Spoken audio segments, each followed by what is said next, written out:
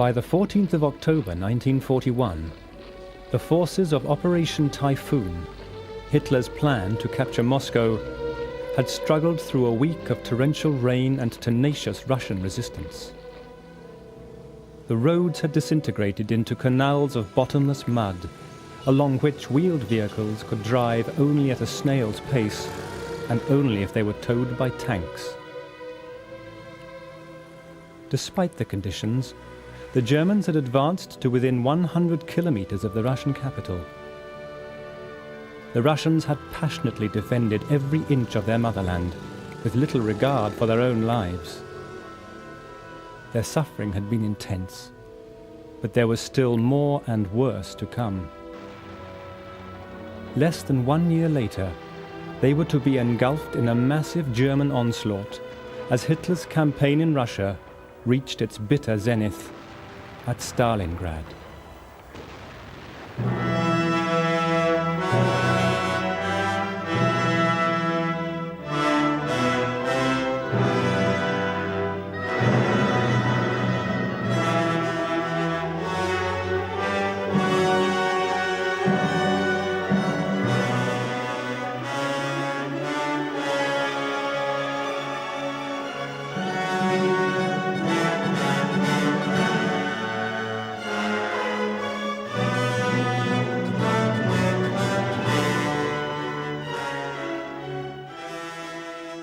In Moscow, the nerve center of the Soviet Union, the proximity of the German armies threw the inhabitants into total disarray.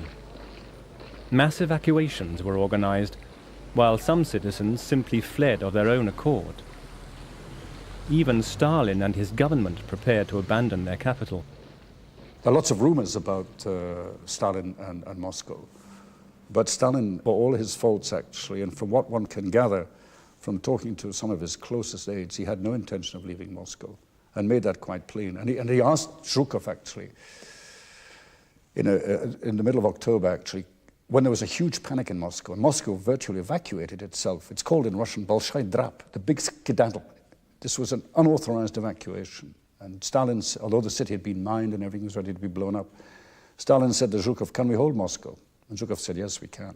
Stalin said, "Right, that's it." And he remained in Moscow. And he was there, genuinely there. It was very important. He was there on the 7th of November, 1941. I mean, he was physically there. He made the broadcast. I mean, it was perfectly apparent that Stalin was there and Stalin was there to stay. The remaining citizens of Moscow were scoured for recruits to a civil reserve force, which was hastily mobilized to the front. Stalin now learned from his spies in Japan that the Japanese government did not intend to attack in the east. Freed of the nightmare of war on a second front, he ordered the transport of 22 fresh divisions of well-equipped Siberian forces to Moscow. The November frosts came late but sharp. General Guderian had earlier requested winter supplies, but had been rebuked for negative thinking. The Germans began to find a concrete use for the propaganda leaflets they had been issued with, stuffing them into their uniforms to keep the cold at bay. In Moscow, Stalin struggled to kindle the flame of citizen morale by staging the traditional Revolution Day parade despite the dangers of aerial bombardment. In his speech at Lenin's tomb, he again appealed to the ancient Russian tradition of heroism in the face of adversity. The war you are waging is a war of liberation, a just war. May you be inspired in this war by the heroic figures of our great ancestors.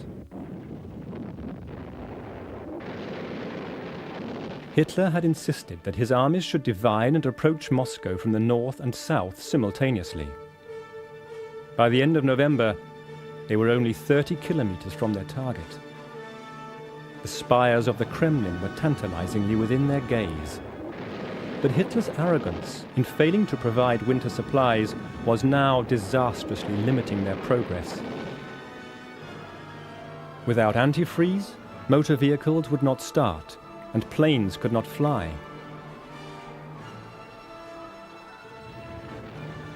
In a final assault, which had begun on the 1st of December, the Germans came as close as 15 kilometers to Moscow.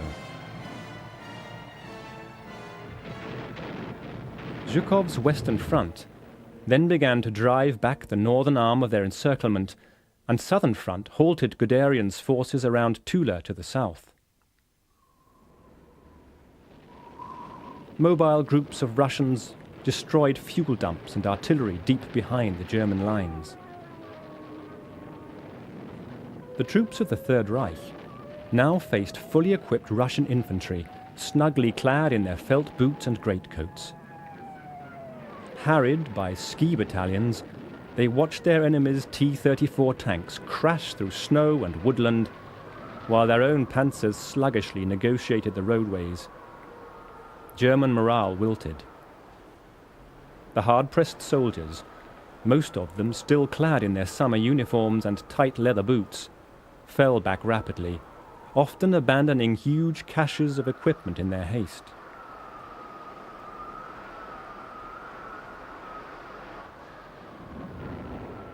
Encouraged by their breakthrough, the Russian High Command attempted to turn the German tactics on themselves and encircle their entire army group center.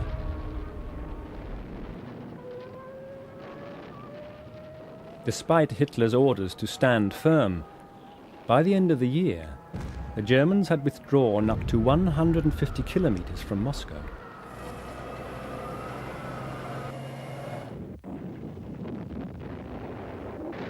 Generals Guderian and Höppner had been dismissed for retreating without permission.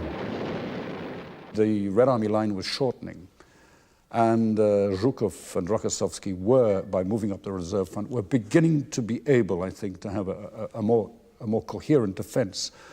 Although it wasn't all that powerful, at least it began to react. And the Germans, in a sense, it literally, that phase of the offense ran into the ground. And then, as you remember, the Germans had to, in a sense, catch their breath again and make a second and final lunge, as it were. The Russian counterattack was further strengthened by the reinstatement of officers condemned to the prison camps during Stalin's Great Purges. They were ferocious warriors.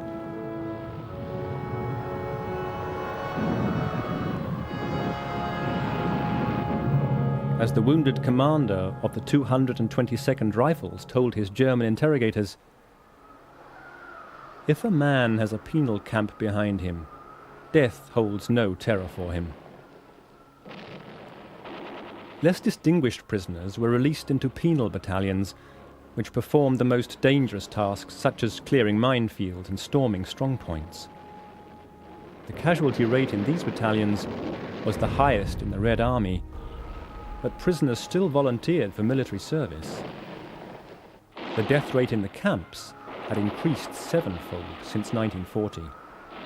This was when Stalin sounded the most alarming and warning note. This was when he issued the order, not one step backwards, and he meant not one step backwards. He imposed, for example, penal battalions on the Red Army, anybody moving out of line. And if you look at the fact, for example, that perhaps some 400,000 Russian soldiers were put in penal battalions in the war, show you the scope and the scale of discipline. At the Battle of Stalingrad, 13,500 men in the Red Army were put in penal battalions and very probably shot. At Leningrad, food supplies to the besieged city had been worsening throughout the autumn. By late November, they were at their lowest ebb of the whole siege. Manual workers were receiving only 250 grams of bread per day, 1/3 of their normal requirement. Without water for sanitation and basic medical supplies, disease became rampant. As temperatures fell to the -20s, thousands began to die each day. Total starvation threatened constantly. To the Germans, collapse seemed imminent. Back in Berlin, a reception with Adolf Hitler as guest of honor was organized to celebrate the fall of the stricken city. The invitations were printed, but never posted. A very interesting picture you get is to talk to women soldiers in the Red Army, who were in combat units, by the way. And if you talk to the medical sisters, actually, they were up with sections and platoons fighting hand to hand with the Germans. And there you get a really, perhaps a more vivid picture of the kind of life that was led. With women trying to, sometimes these women medics had to pick up a machine pistol and deal with the Germans themselves. So you've got women, and those reminiscences and recollections of that kind of fighting is absolutely ghastly. Or of women who are at Stalingrad trying there. And seeing, for example, there's one terrible scene a lady was telling me about, on an ice floe floating down the Volga. Here were two groups of German and Russian soldiers dead, frozen into immobility. I mean, the ferocity and the inhumanity of the conflict beggars the imagination. The Russians marked a road across the frozen southwest corner of Lake Lagoda, and by the 22nd of November, convoys of lorries were barely staving off famine in the city. It was a hazardous passage through the biting northeastern gales which swept across the lake.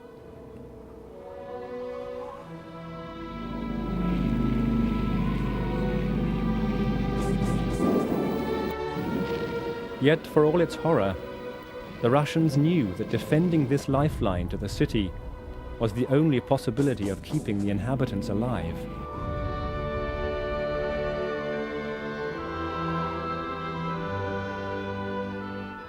But the food coming across the ice was too little, too late for some.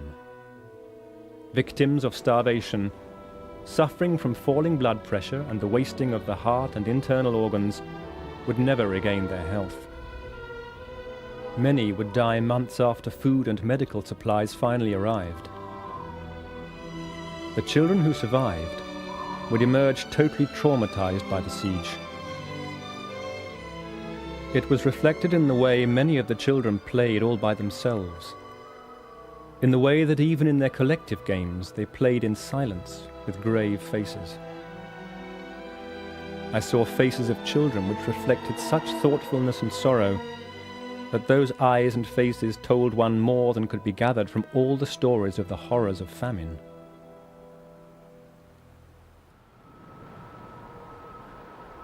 As the new year approached, there was every reason for Stalin to feel optimistic about the outcome of the war.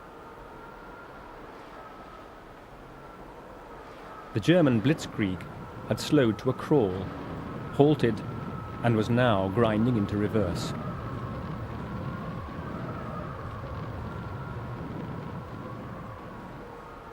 It also seemed that the great exodus of industry to the east had been successfully accomplished. They had managed to move out considerable elements of tank factories and aircraft factories. It wasn't so much a question of the proportion, it was a question of which particular plants. For example, the Kharkov tractor works, which produced tanks, was very. They managed to get that out. The workers in that factory walked along the railway line, by the way, under German gunfire to get the trains to be moved out. They got the equipment out and they took the workers out. So what happened, of course, was in 1942, as the Wehrmacht bit deeper into Russia, then there had to be a second wave of evacuation. But by 1943, towards the end of autumn, they're beginning to move. There's a re-evacuation. So it was it was the largest industrial migration in the history of the world. Well over, I think it's about 1,900 plants were moved eastwards, and then, even without infrastructure there, factories were put on the bare ground, and in one aircraft factory, within, I think it was about 17 days of being relocated, they were producing their first aircraft. While the next 3 months would prove critical, the economic war had been put on a sound footing. Before November, the Soviet Union had lost between 1/2 and 2/3 of its productive capacity in coal, pig iron, steel and aluminium, along with 1/4 of its engineering capacity. Its total industrial output had been halved. The eastern industrial enclaves rapidly became the cornerstone of the Russian war effort. the instant expansion of the Ural, Siberian and Kazakhstan centers of production in the first year of the war was nothing short of miraculous. The conditions of work were horrendous. Many of the evacuated workers were laboring in sub-zero temperatures while the factories were still being constructed around them. They slept on the floors beside their machines, or in crude dugouts next to the factories. Food was scarce and medical resources virtually non-existent. In the first phase of the relocation, output per head was poor, and the mortality rate among the workers was high. By the summer of 1942, output had begun to climb. As conditions improved, the production levels rose until the contribution of these areas reached 2.5 times the production of the entire pre-war Soviet economy. On land, the T-34 tank was now becoming standard, to the dismay of the German panzer groups. When the first of these medium tanks was met by the 17th Panzers, they found that their shells simply bounced off its heavy, sloped armour, while its high-velocity 76mm turret gun proved devastating. It ploughed through the advancing Germans for 9 miles before being halted by a field artillery howitzer at short range. Its powerful diesel engine enabled it to sail over terrain that the panzers totally balked at. But despite Soviet optimism, the war was far from nearing its end. The Russian defenders had paid a terrible price for their resistance, and the toll in human terms would continue for the next 3 years. If you talk to the Russians, they will say, and they will tell you, and many will tell you, that 1942 was a worse year than 1941. Because 2 things happened. Stalin had a rush of blood to the brain and decided on premature offensive operations in the late winter, if you like, and early spring of 1942. And what happened as a result of that, you had perhaps the greatest disaster which befell the Red Army in the summer of 1942, when, in the German drive to the south into the Caucasus and further east, the Red Army really was nearly destroyed. But what happened there mystified Hitler, because instead of the great big encirclement operations of 41, the Red Army wasn't there. It had actually begun sensibly to retreat. The Soviet casualties in the first 6 months of the invasion had been staggering. It was only 50 years later that it would be admitted that 1.5 million troops had perished in the defense of Moscow alone. Many of those who were taken prisoner by the Germans fared worse than the dead. The German High Command alleged that the Russians had refused to abide by the Geneva Convention on the treatment of prisoners of war and encouraged German troops to seek revenge on such barbarous subhumans. The Soviet Union had in fact undertaken to observe the Geneva Protocols, and through neutral Sweden had requested that Germany do the same. Germany's response was to shoot Russian prisoners out of hand, to gas them, starve them, and deprive them of the medical supplies necessary for their survival.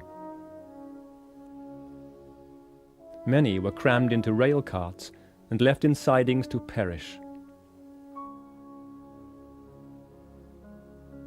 Others were force-marched until they died from exhaustion. More were simply exposed to the deadly cruelties of the Russian winter. Hundreds of thousands of Soviet prisoners had been murdered by 1942, and this was to set an horrendous trend which would continue throughout the course of the war. The Germans made no provision for their prisoners of war.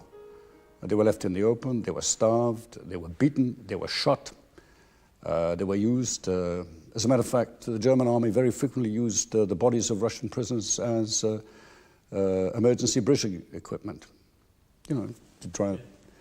So the degree of barbarization which set in at a very early stage in the Soviet-German War, the Great Patriotic War, was a feature which persisted until the very last day of that war. And it was deliberate, and it was organized, it was systematic.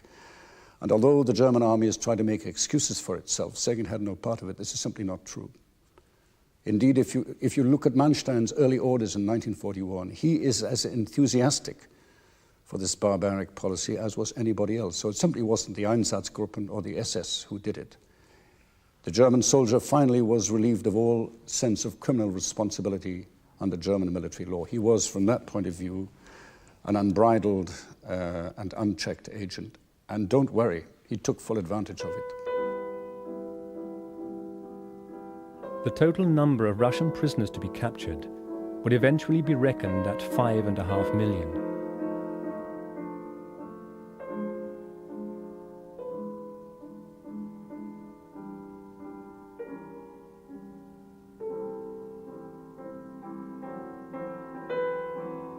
Hermann Goering told Ciano, Mussolini's envoy, that Russian prisoners, having been forced to eat the soles of their own boots, had then resorted to cannibalism, and had also eaten a German sentry.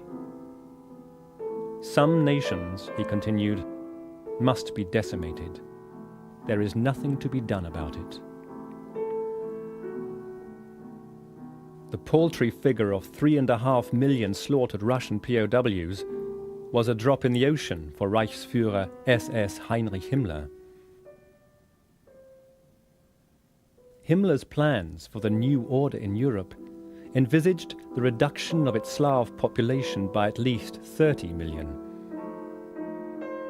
And it was Himmler and his deputy Heydrich who were the real masters of occupied Russia.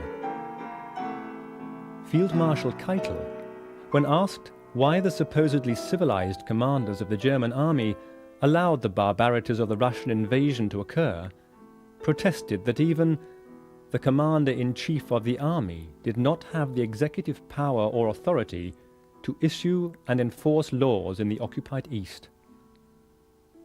This prerogative belonged strictly to Heydrich and Himmler, who had, de facto, discretionary powers over the life and death of population and prisoners, including prisoners of war.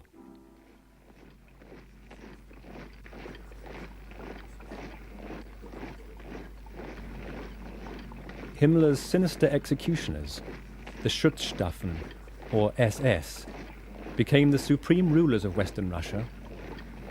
Even before Barbarossa, the SS had discussed with the army officers how they could be facilitated in the campaign of terror they were to unleash in the wake of the invasion.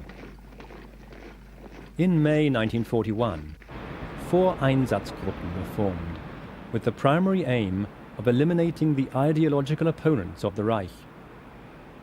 Soviet officials, commissars and Jews were to be rounded up and shot to death. In the event, those who were dispatched swiftly by a bullet were the fortunate.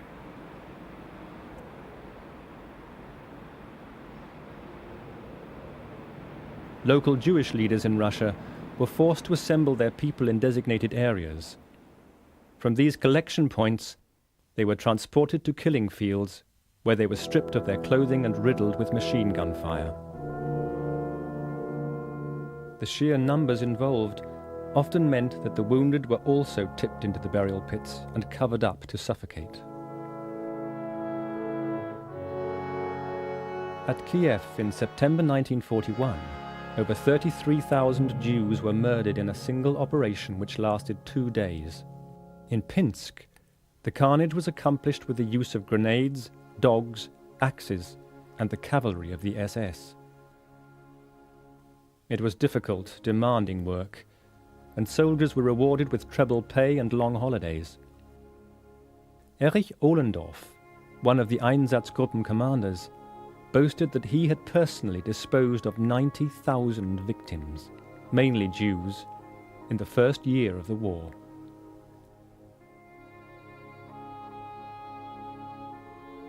But it was not only Jews who suffered. Anyone could be accused of being an official or a commissar and summarily executed. German troops were actively encouraged to commit outrage on an occupied population which was to be subjugated by terror. People were brutalized for real or imagined offenses, despite regulations, and women were raped in the streets in full view of horrified onlookers. As well as carrying out this policy of repression and ethnic sanitation, officials in Russia were also obliged to provide forced labor for the German war economy. This allowed male civilians in the Reich to be freed for military service.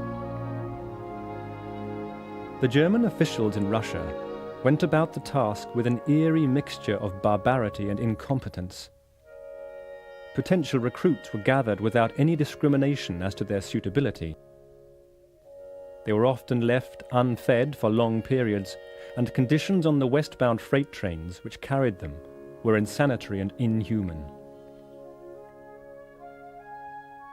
Babies born on the journey were ripped out of their mothers' arms and flung onto passing embankments to perish.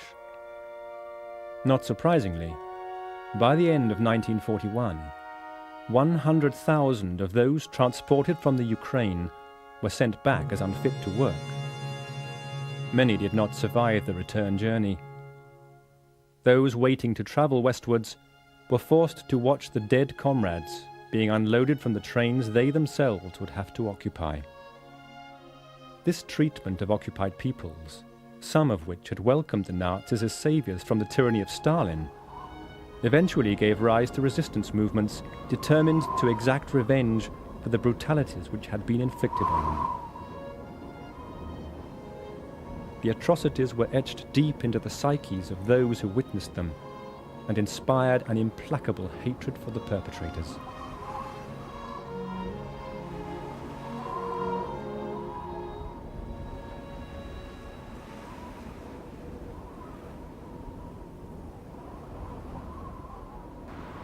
Hitler was rapidly losing faith in the commanders who had failed to bring Barbarossa to a successful conclusion. He had already dismissed both the cautious von Rundstedt and the audacious Guderian. The friction between Hitler and his generals became vocal and more rancorous as the winter wore on.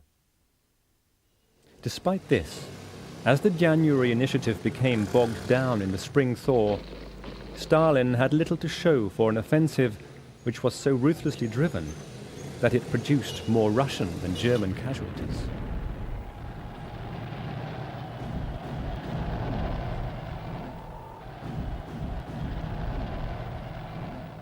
The Volkov front managed to penetrate von Lieb's army group north, but its second shock army were isolated at the spearhead of the penetration, and the attack was repulsed. Further south, Northwest Front encircled 90,000 men of von Lieb's army in an 800 square mile area near Diensk. However, in an heroic operation which won the personal praise of the Führer, the Luftwaffe managed to stave off a withdrawal by providing the Diensk pocket with 270 tons of supplies each day, until eventually a corridor was pushed through to relieve the defenders.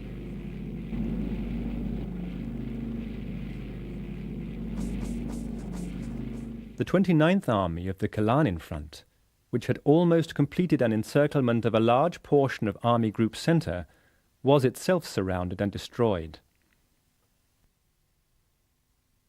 Army Group South managed to contain the bulge that was developing under attack from the Russian South and Southwest fronts.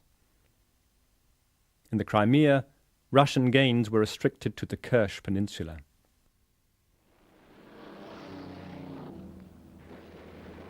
It had been the most brutal winter in living memory, and both sides emerged exhausted, although the German armies should have been well prepared for the terrible conditions. Army General Meretskov wrote, "I will never forget the endless forests, the bogs, the waterlogged peat fields, the potholed roads, the punishing battle with the forces of the enemy that went on side by side with the equally punishing battle with the forces of nature."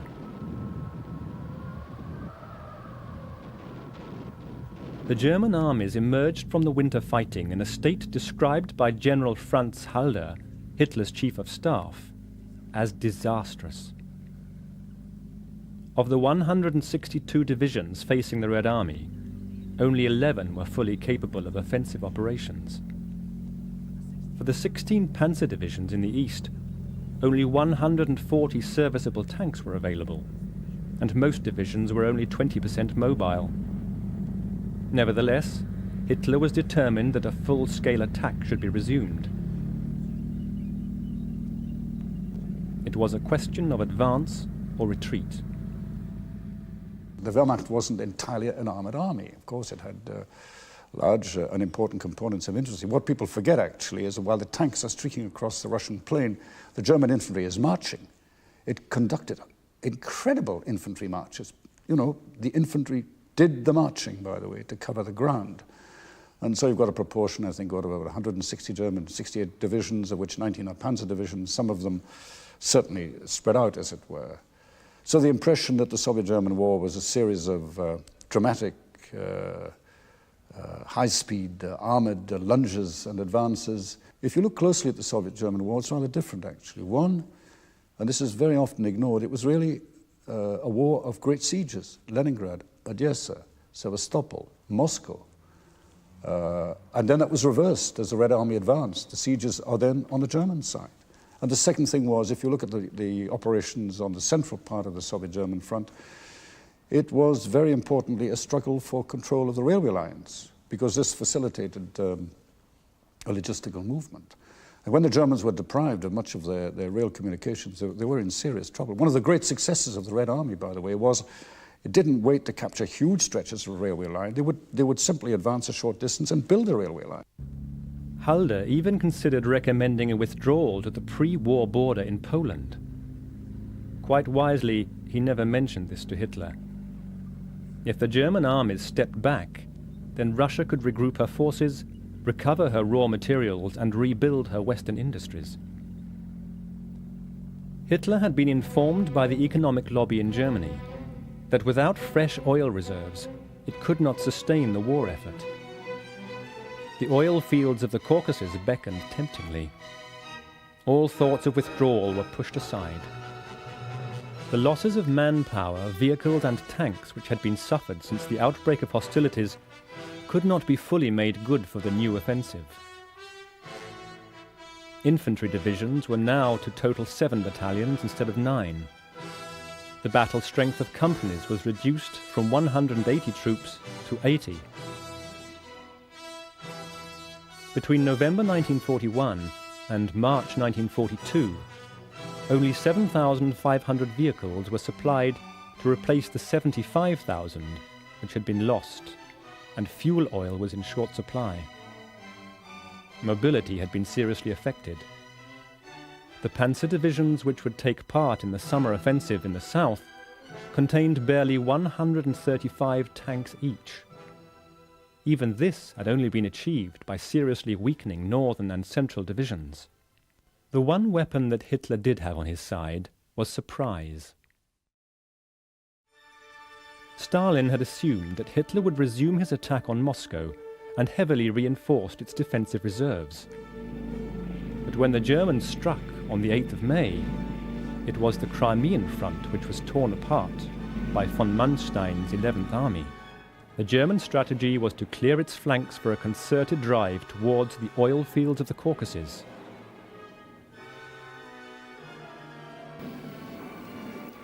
While von Manstein subdued the Crimea, Timoshenko's southwest front, which lay on the northern flank of the drive, was to be destroyed by the 9th and 57th Armies.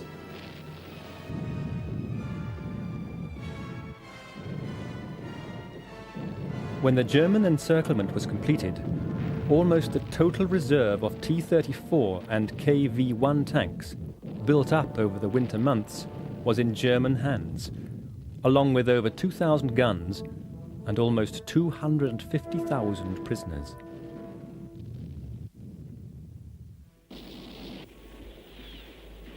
In the south, von Manstein had by now entered the final phase of his Crimean campaign, and only the fortress of Sebastopol, besieged since the previous year, was still under Soviet control.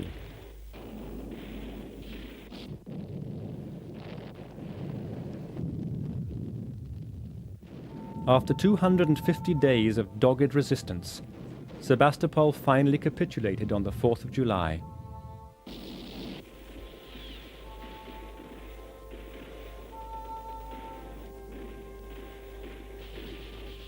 The victorious troops were ordered north to Leningrad despite pleas to cross the Kerch Strait and bolster the main offensive. The German forces were now organized into two groups. Army Group B struck eastwards from Kursk to the north and Kharkov to the south, but failed to encircle the retreating Soviet forces. Hitler, convinced that the main body of the Red Army had retreated to the area north of Rostov, ordered a huge encirclement of the city. In doing so, he pulled the 4th Panzer Army away from its advance down the Donets corridor towards Stalingrad. It was a fatal mistake. Von Kleist was to write later, "The 4th Panzer Army was advancing on my left. It could have taken Stalingrad without a fight at the end of July, but was diverted south to help me in crossing the Don. I did not need its aid. It merely congested the roads I was using." When it turned north again, a fortnight later, the Russians had gathered just sufficient forces at Stalingrad to check it. After taking Rostov, Army Group A continued along the Black Sea coast toward the foothills of the Caucasus. Hitler had planned to take Stalingrad and then proceed southwards. He was now committed to achieving both objectives simultaneously.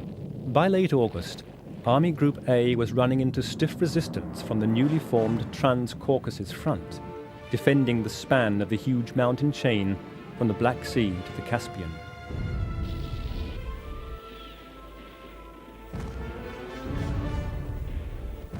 A Russian southeast front was also established to protect the plains to the northeast of the mountains. The Caucasus front contained Georgians, Armenians and Azerians who were well aware of what a German invasion would mean for themselves and their families. Their resistance was desperate and determined. Approximately half the adult males of Georgia would eventually sacrifice themselves in the bitter struggle for their homeland.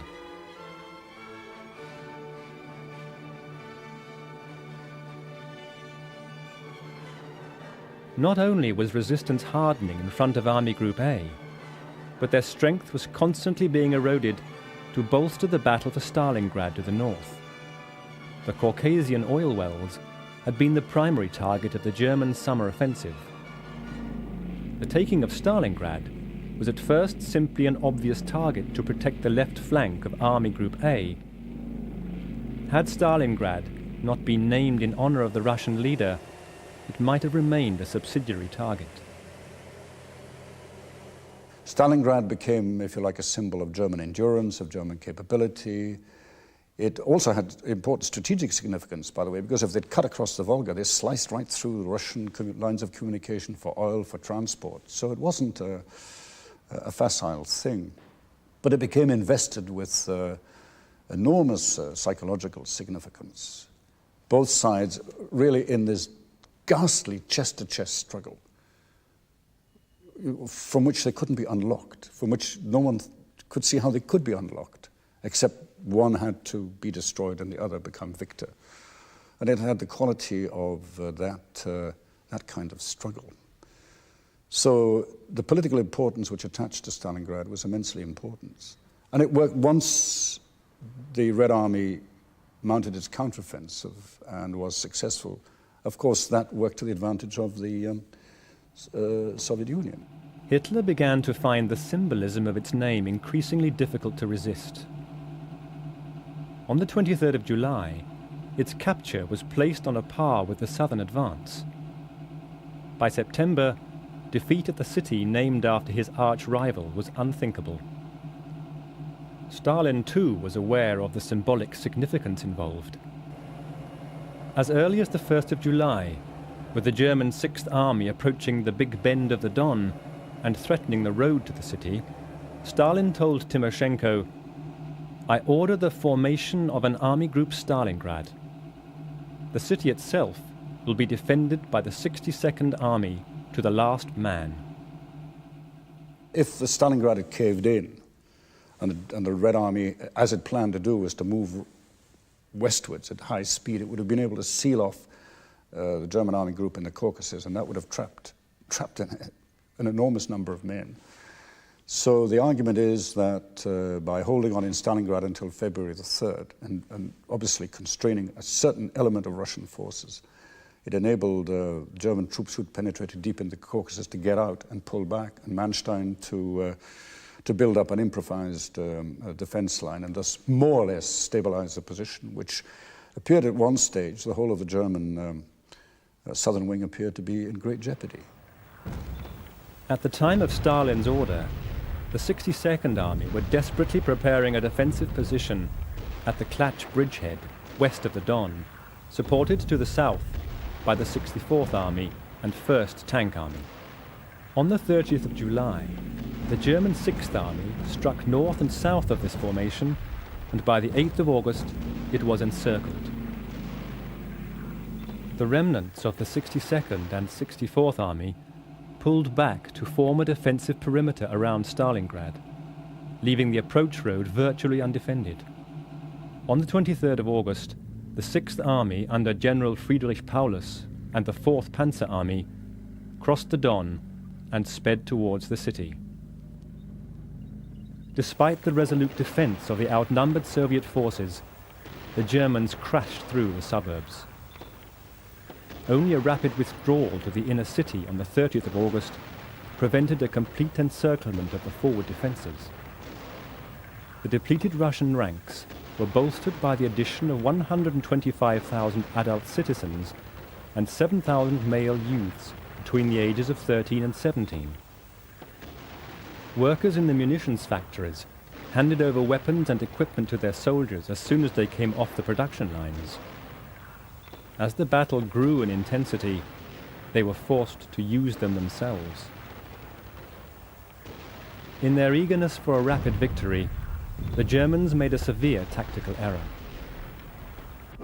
While the firebombing of the Luftwaffe, which was ordered as a prelude to the final assault, created major structural damage, it also constricted the mobility of the attackers. It turned the struggle for occupation into a Rattenkrieg, a rat's war, through the rubble-choked thoroughfares of the city. German tank superiority and aerial dominance counted for very little.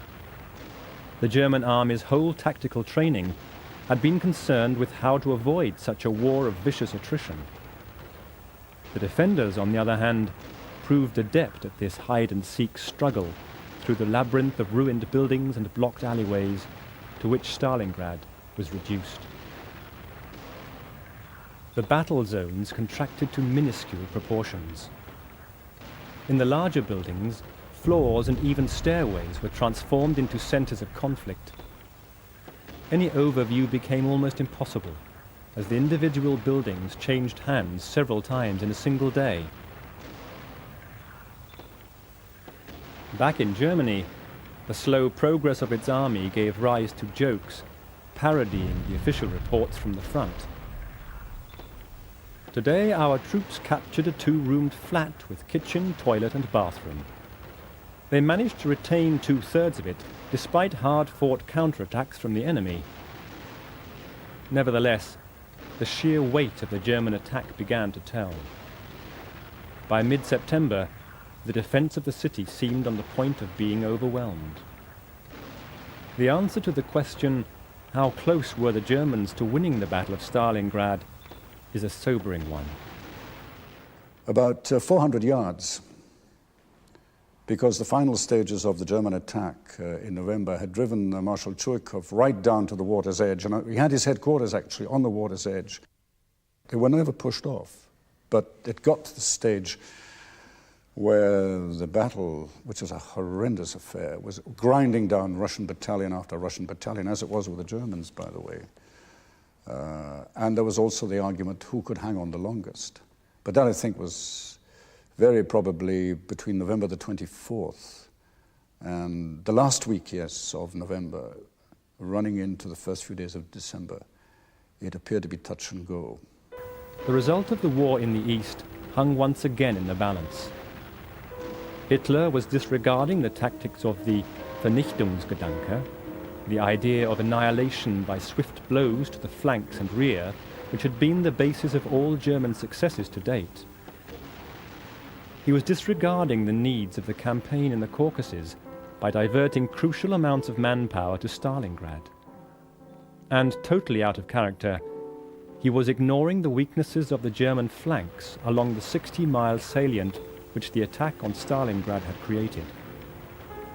Hitler was risking everything in his growing obsession with this one city. The Red Army, pressed back against the Volga with the smoking ruins of Stalingrad in front of them, were once again on the rack.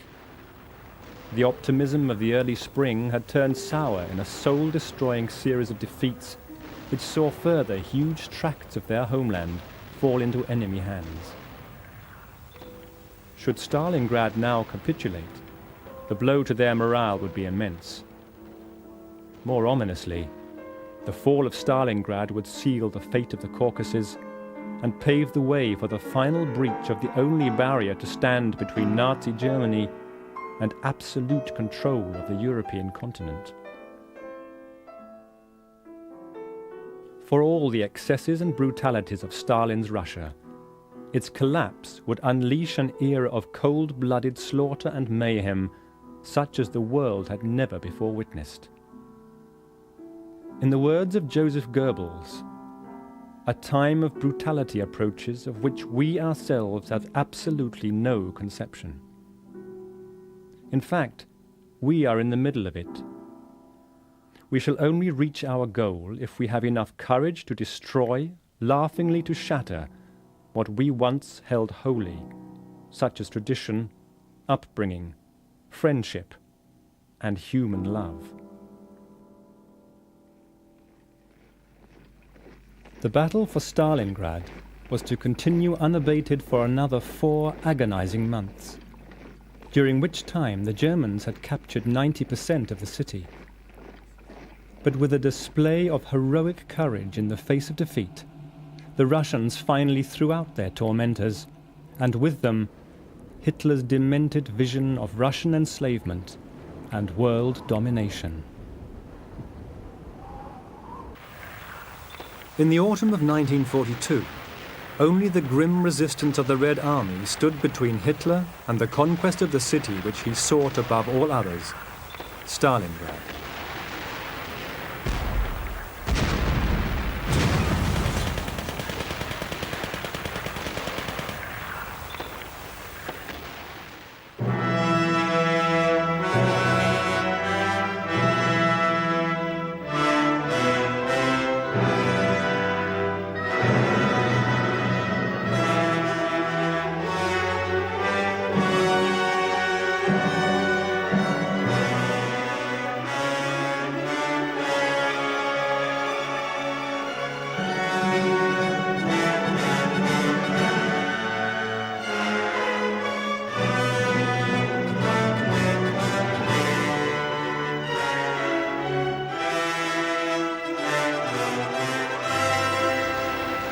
The terrible ferocity of the fighting in the ruined city has become a byword for savagery and tenacity. But the Germans had almost succeeded in capturing the city without street fighting. The German Sixth Army could conceivably have won at Stalingrad, but only under one condition. That is, before or by September the 13th, 1942, they had managed to encircle outside the city of Stalingrad the 2 Soviet armies which subsequently defended the city, namely the 62nd Soviet Army and the 64th Soviet Army.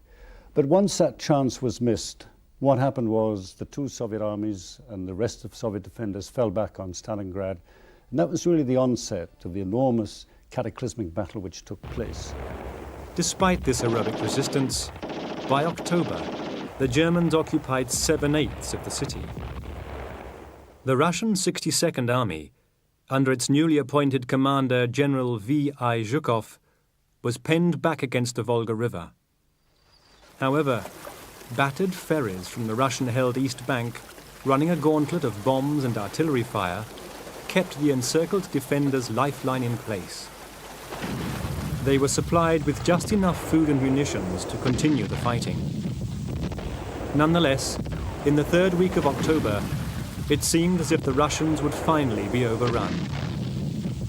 Only the inspirational leadership of Zhukov, rallying his forces from the thick of the action, and the Red Army's capacity to regain under cover of darkness the strong points they had lost by day, prevented the fall of the city. The conditions in Stalingrad were unbelievably ghastly. In fact, this was a complete and utter orgy of horror. Stalingrad had been reduced to rubble by heavy German bombing. Therefore, you didn't have a front line. What you really had throughout the city by day and by night was constant, uninterrupted fire. Fire from the Soviet artillery, from rather heavier guns, but mostly small arms fire, and combat really man-to-man and hand-to-hand fighting. It wasn't a question of controlling a sector of the front. It was a question of controlling the room of a house, or a partial section of a house, or a piece of a road, or a piece of a building. It's generally regarded, I think, as one of the most horrendous battles in the history of the world, both for its ferocity, also for its inhumanity, and also for these conditions which were quite unbelievably nightmarish, and got worse, of course, as the weather got colder. To add to the inhuman demands of their fighting, nature now added her own burden.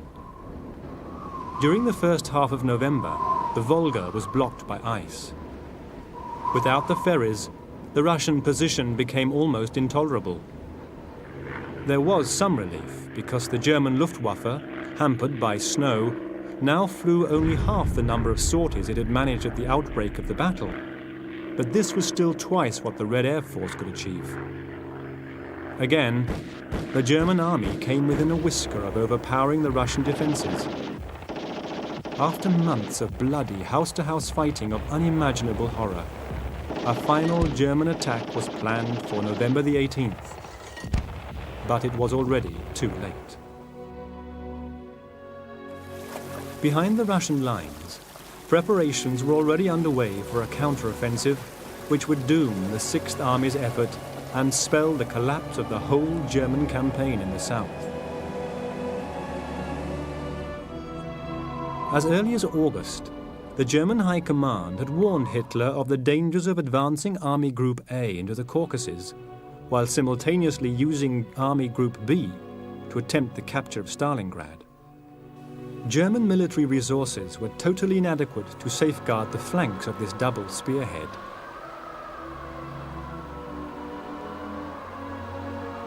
A gap soon developed between Groups A and B, which was 200 miles wide and guarded by just a single division.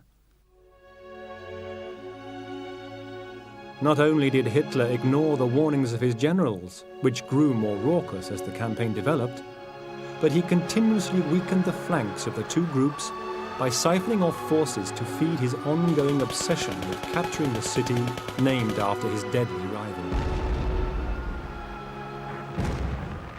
As von Manstein wrote later, to leave the main body of the army group at Stalingrad for weeks on end was a cardinal error.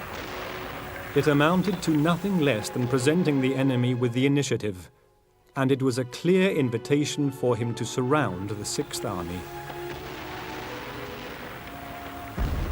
By the 19th of November, the Soviet counterattack routed the Romanian troops to the north of Stalingrad, while 100 miles to the south, the Red Army overran a mixed German and Romanian force. The Soviet counter-offensive, which opened on the 19th of November 1942, came as a huge and catastrophic surprise to the Germans. There had been hints. They suspected that something was going on, but they didn't realize the scale of what was going to happen. And the first thing that happened was, that is to the north of the Don, to the north of Stalingrad, several Soviet armies, including a tank army, fell on the German flank, but it wasn't a German flank. It was a flank manned by Romanians, by the Romanian army. And at sight of this Russian advance hurtling upon them, the Romanians broke and fled. And that was the first northern wing of this encircling movement. Well, down to the south of Stalingrad, a second pincer movement then began, in equal strength and in equal force. So the Germans discovered actually that they were really fighting virtually on two fronts, to the north and the south.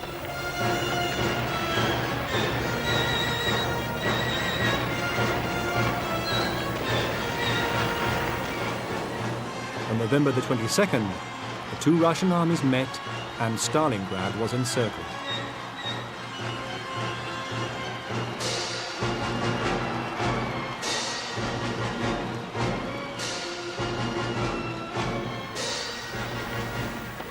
Von Paulus, the inexperienced commander of the 6th Army, requested that he be allowed to reform his troops and withdraw.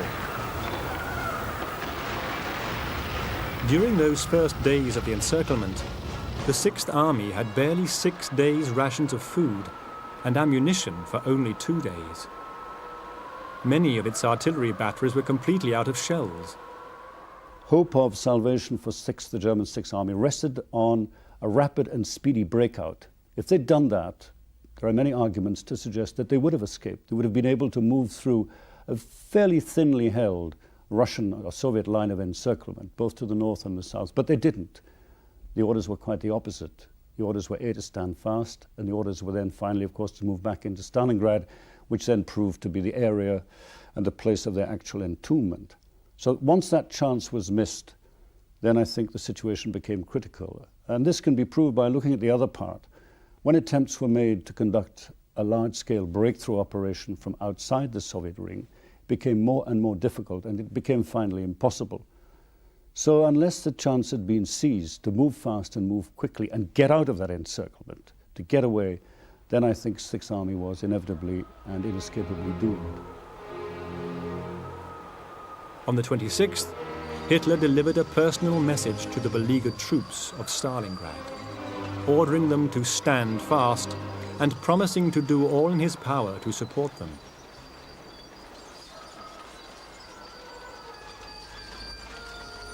The problem of supplies was turned over to the Luftwaffe, which had so valiantly supplied the pocket of Demyansk the previous spring.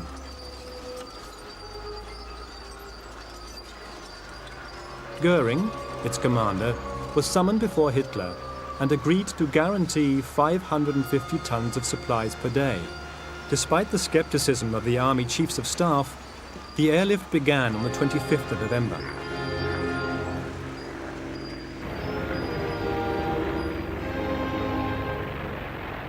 The results of the first days of the operation were ominous for the troops still fighting the Rats' War among the cellars and ruins of the city.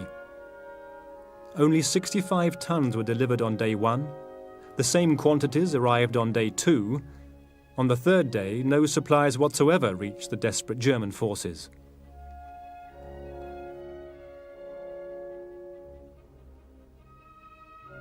The Luftwaffe had no safe landing grounds in the vicinity of the 6th Army. As the German perimeter of control around the city shrank under Russian pressure, this situation consistently deteriorated. Thick fogs made flying hazardous, if not impossible. Freezing temperatures meant that aircraft servicing became a tortuous task for the German mechanics. Added to this, the Red Air Force was increasing its sorties, and the tactics of its pilots were sharpening as the conflict wore on. The airlift proved a fiasco, and the German troops began to starve. However, the airlift was only part of Hitler's strategy to relieve the situation in Stalingrad. Von Manstein was ordered to form a relief force to be known as Army Group Don. Its immediate objective was to bring the enemy attacks to a standstill and recapture the positions previously occupied.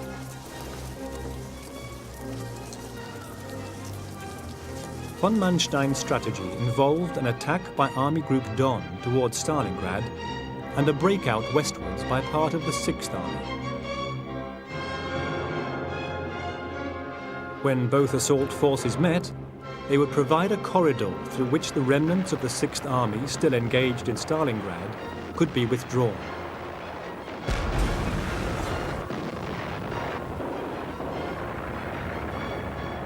Von Manstein's problems began even before his forces could attack the Russians. The reinforcements, which would give Army Group Don its only hope against vastly superior Russian numbers, failed to arrive.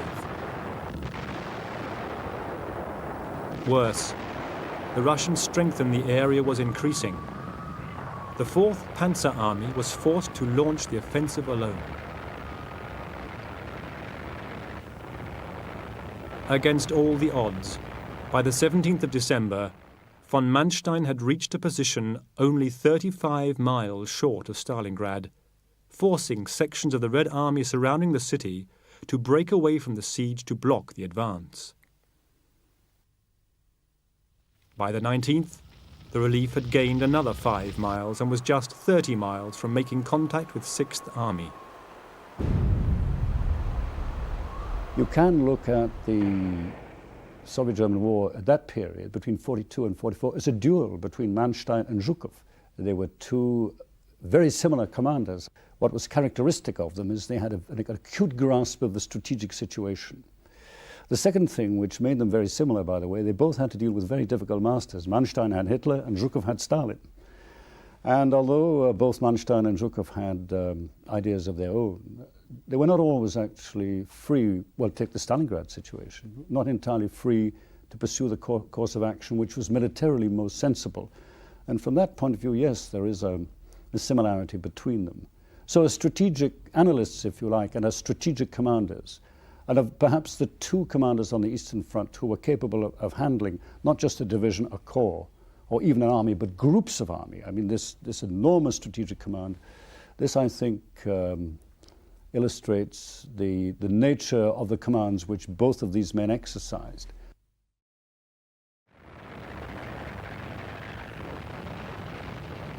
Von Manstein urgently requested Hitler to allow the 6th Army to retreat towards him and bring the Russians under fire from east and west. Once the German forces met, then the 3,000 tons of supplies assembled behind the 4th Panzer Army could be pushed through to those retreating from the city.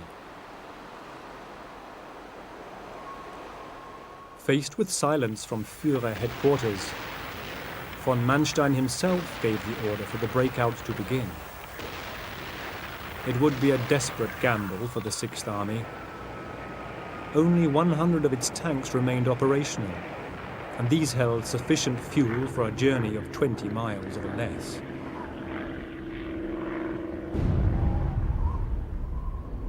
The physical ability of von Paulus' half-starved troops to mount any sort of mobile campaign was also questionable.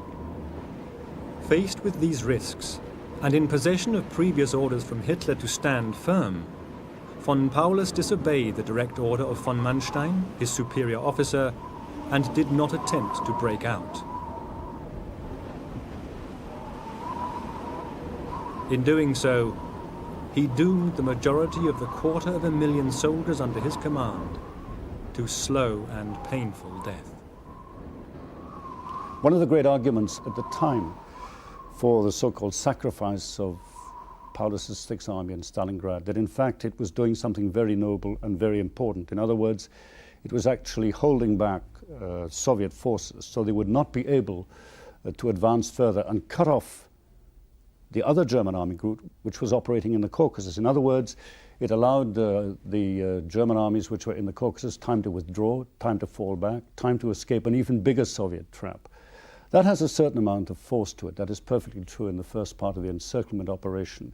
But as time went on, and certainly by, let us say, mid-December, this argument had less and less force. First of all, because the Russians realized, from their point of view, they needed less troops to contain Stalingrad, and therefore troops are actually being released.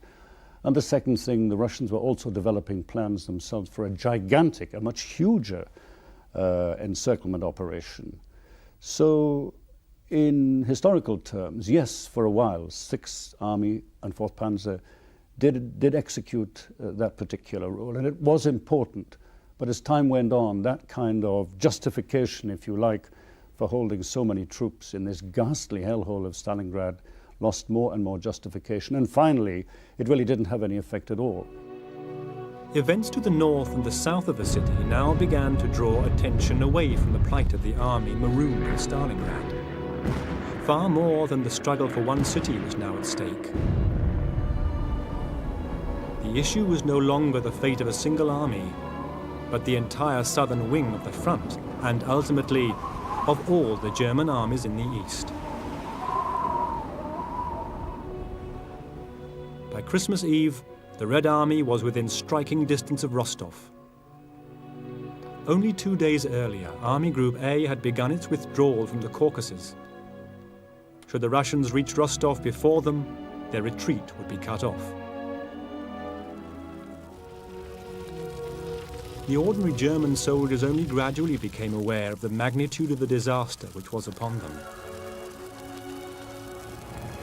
By the new year, the 4th Panzer Army, having abandoned the 6th Army to its fate, had withdrawn as far as Rostov.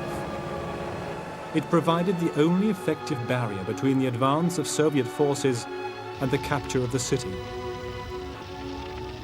By January the 7th, the Red Army was only 30 miles from Rostov, but remained slow to exploit its superiority. Hitler also remained slow to order a complete evacuation of the south. He waited until the 27th of January, when Army Group A seemed doomed, to finally allow its retreat through Rostov.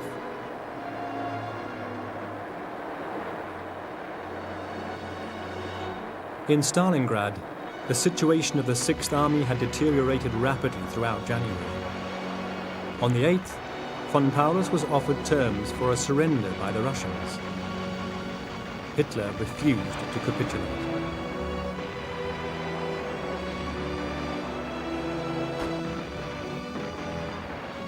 German troops were collapsing from starvation and exhaustion. They were dying of exposure, and some were committing suicide. Even when Army Group A had been withdrawn beyond Rostov, and 6th Army's continued resistance served little strategic purpose, Hitler refused to allow them to surrender.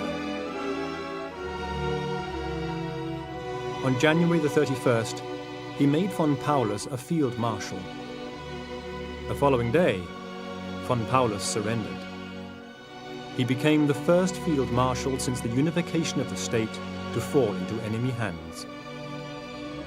This was the first time for 130 years that a German army had surrendered in the field. So historically speaking, it was if you like, a body blow at German prestige. The second thing was, of course, it had an enormous impact on the myth, if you like, or the image which Hitler projected of himself as being the great master planner and master strategist who had the Midas touch. He simply had to speak and everything would fall into place.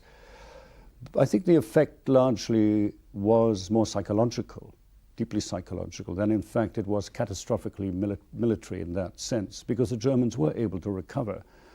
But the profound sense of shock, which the surrender of an entire German army in the field for the first time affected the civilian population. It affected the high command of the German armed forces, by the way. It also affected the civilian morale at home.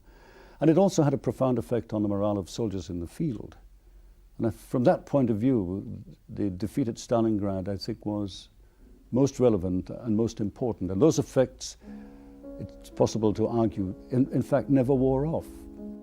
Announcing the disaster at Stalingrad to the rest of the forces in the east, the German High Command requested that officers in the field read out the last message received by shortwave radio from the ruins of the tractor factory Red October. We are the last survivors in this place. 4 of us are wounded.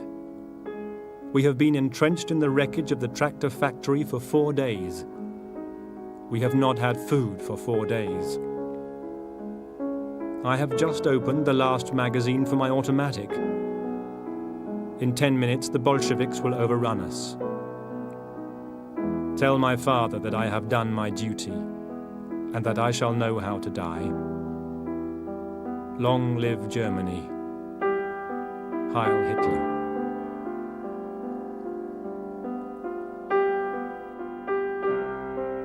Stalingrad cost the Russians about 800,000 men. But what happened to the Red Army actually at Stalingrad and after Stalingrad? But Stalin gave them a big boost. he did two things which were very important. He kicked out the commissars, the political officers. He demoted them, and he turned the Red Army into a professional army. The second thing, he gave them lots of medals and lots of bread.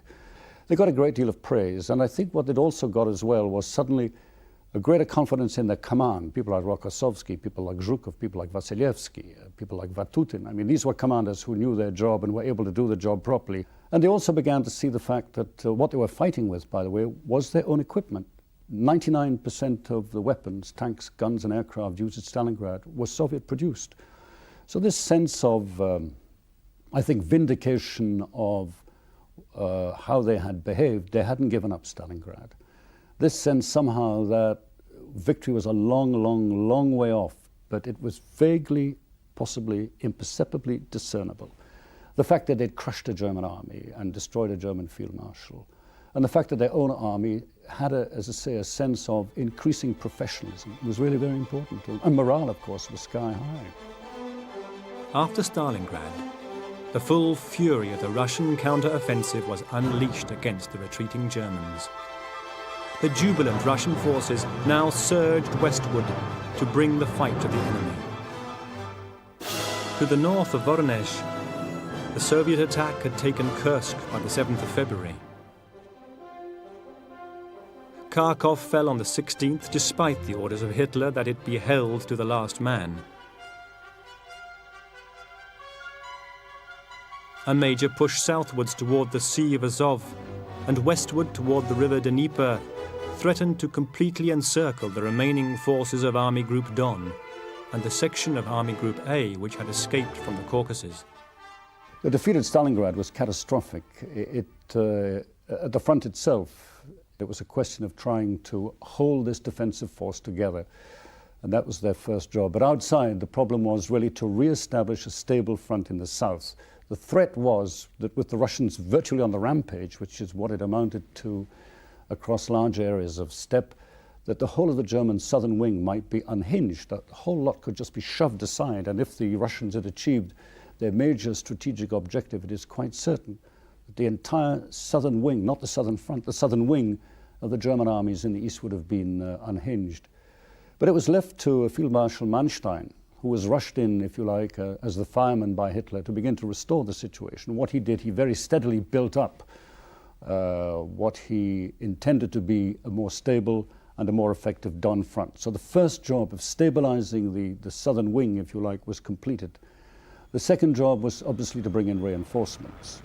And then the third thing was, which is very strange, but in a sense was for the Germans to think once again offensively. The numbers with which the Russians attacked and the speed of their own advance now proved their downfall. Crippled by lack of transport, bogged down in the early thaw and short of supplies, the Soviet thrust suddenly ran out of steam only 30 miles from the Dnieper crossing.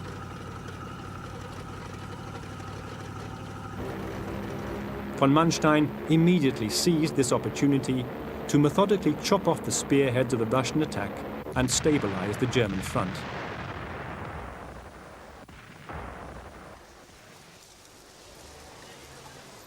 Only a month after being retaken by the Russians, Kharkov was once again in German hands.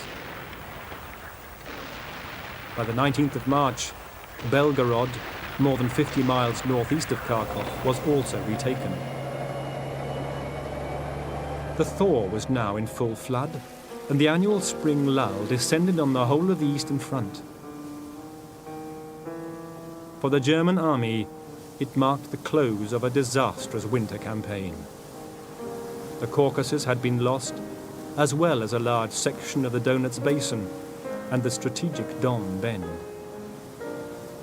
6th Army had been destroyed, 4 other Axis armies had been gutted, and Stalingrad now lay 500 miles to the west of the German lines.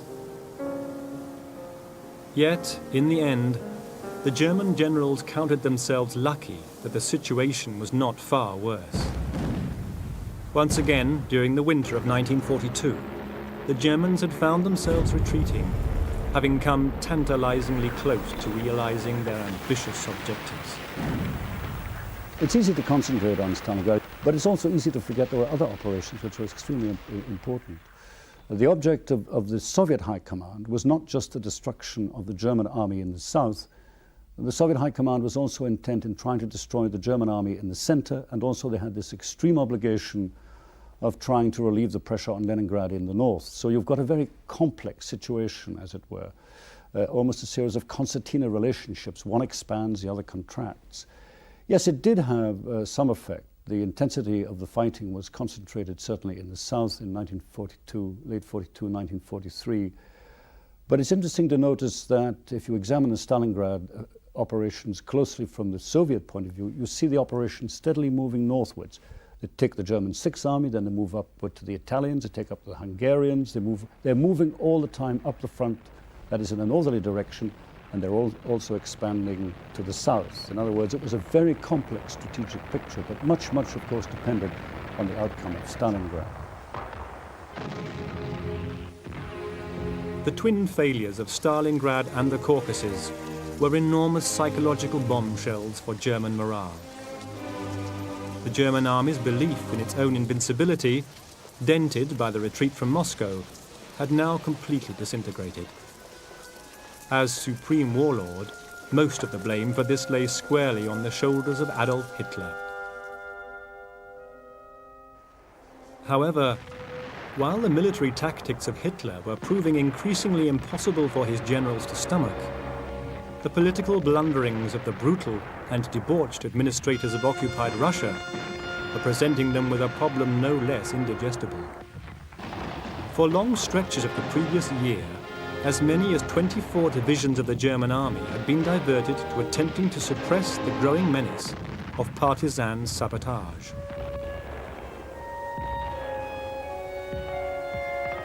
The rapid massacre of Soviet Jews, the indiscriminate torture and slaying of simple resistance, had totally backfired against the Reich Commissars of the conquered territories. In May of 1942, the first attempt was made to coordinate the disparate bands of partisans which had formed in response to the savage Untermensch policies of the German occupation. Republican and regional partisan headquarters were set up, and an official liaison between the movement and the Red Army was established for the first time.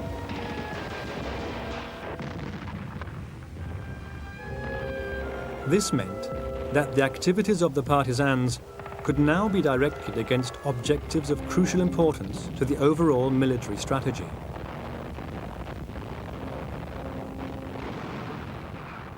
By 1943, the conditions of the Russian troops at the front had improved tremendously. The spring lull meant that soldiers who had gone for months without washing could now visit the steam baths which had been erected behind the lines. The break in the fighting gave the field's tailor shops the chance to repair damaged uniforms, sped up the delivery of the precious letters from home, and allowed the exhausted troops a much-needed period of rest and relaxation.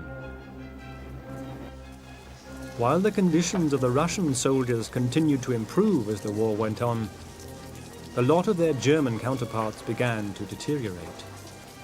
In fact, by the spring of 1943, the German army in the east was almost on the point of collapse.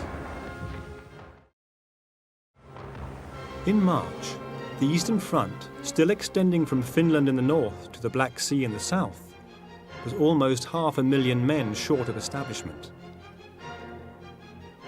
Divisional strength had been reduced from 9 to 6 battalions, while the casualty rate among experienced officers and NCOs had been particularly high. Equipment levels were low. By February, only 500 German tanks remained serviceable, and most of these were still inferior to the Russians' T-34s. The situation in the panzer brigades became so desperate that Hitler was forced to recall General Heinz Guderian to active service. Guderian, one of the most able and audacious of the panzer leaders, had been dismissed from his command in the winter of 1941, ironically, for withdrawing forces without permission. He was now charged with the responsibility for the future development of the armoured troops along lines that will make that arm of the service into a decisive weapon for winning the war.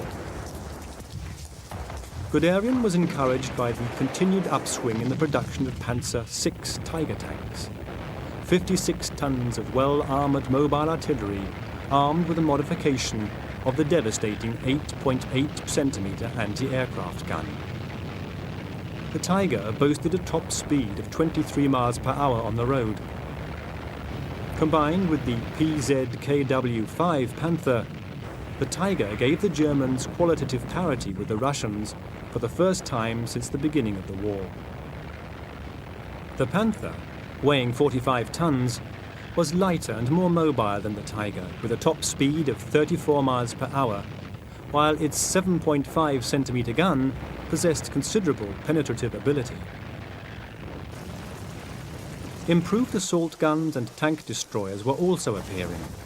Taking into account the upgunning of the Panzer Marks III and IV, the potential for Guderian was to supply these weapons in such quantities that their possession by experienced crews would offset Soviet numerical superiority. The new German tanks, in which Hitler placed huge faith in the Tigers, the new Tigers and the Panther tanks, of course they were superior to the Russian tanks. That is certainly to the T-34.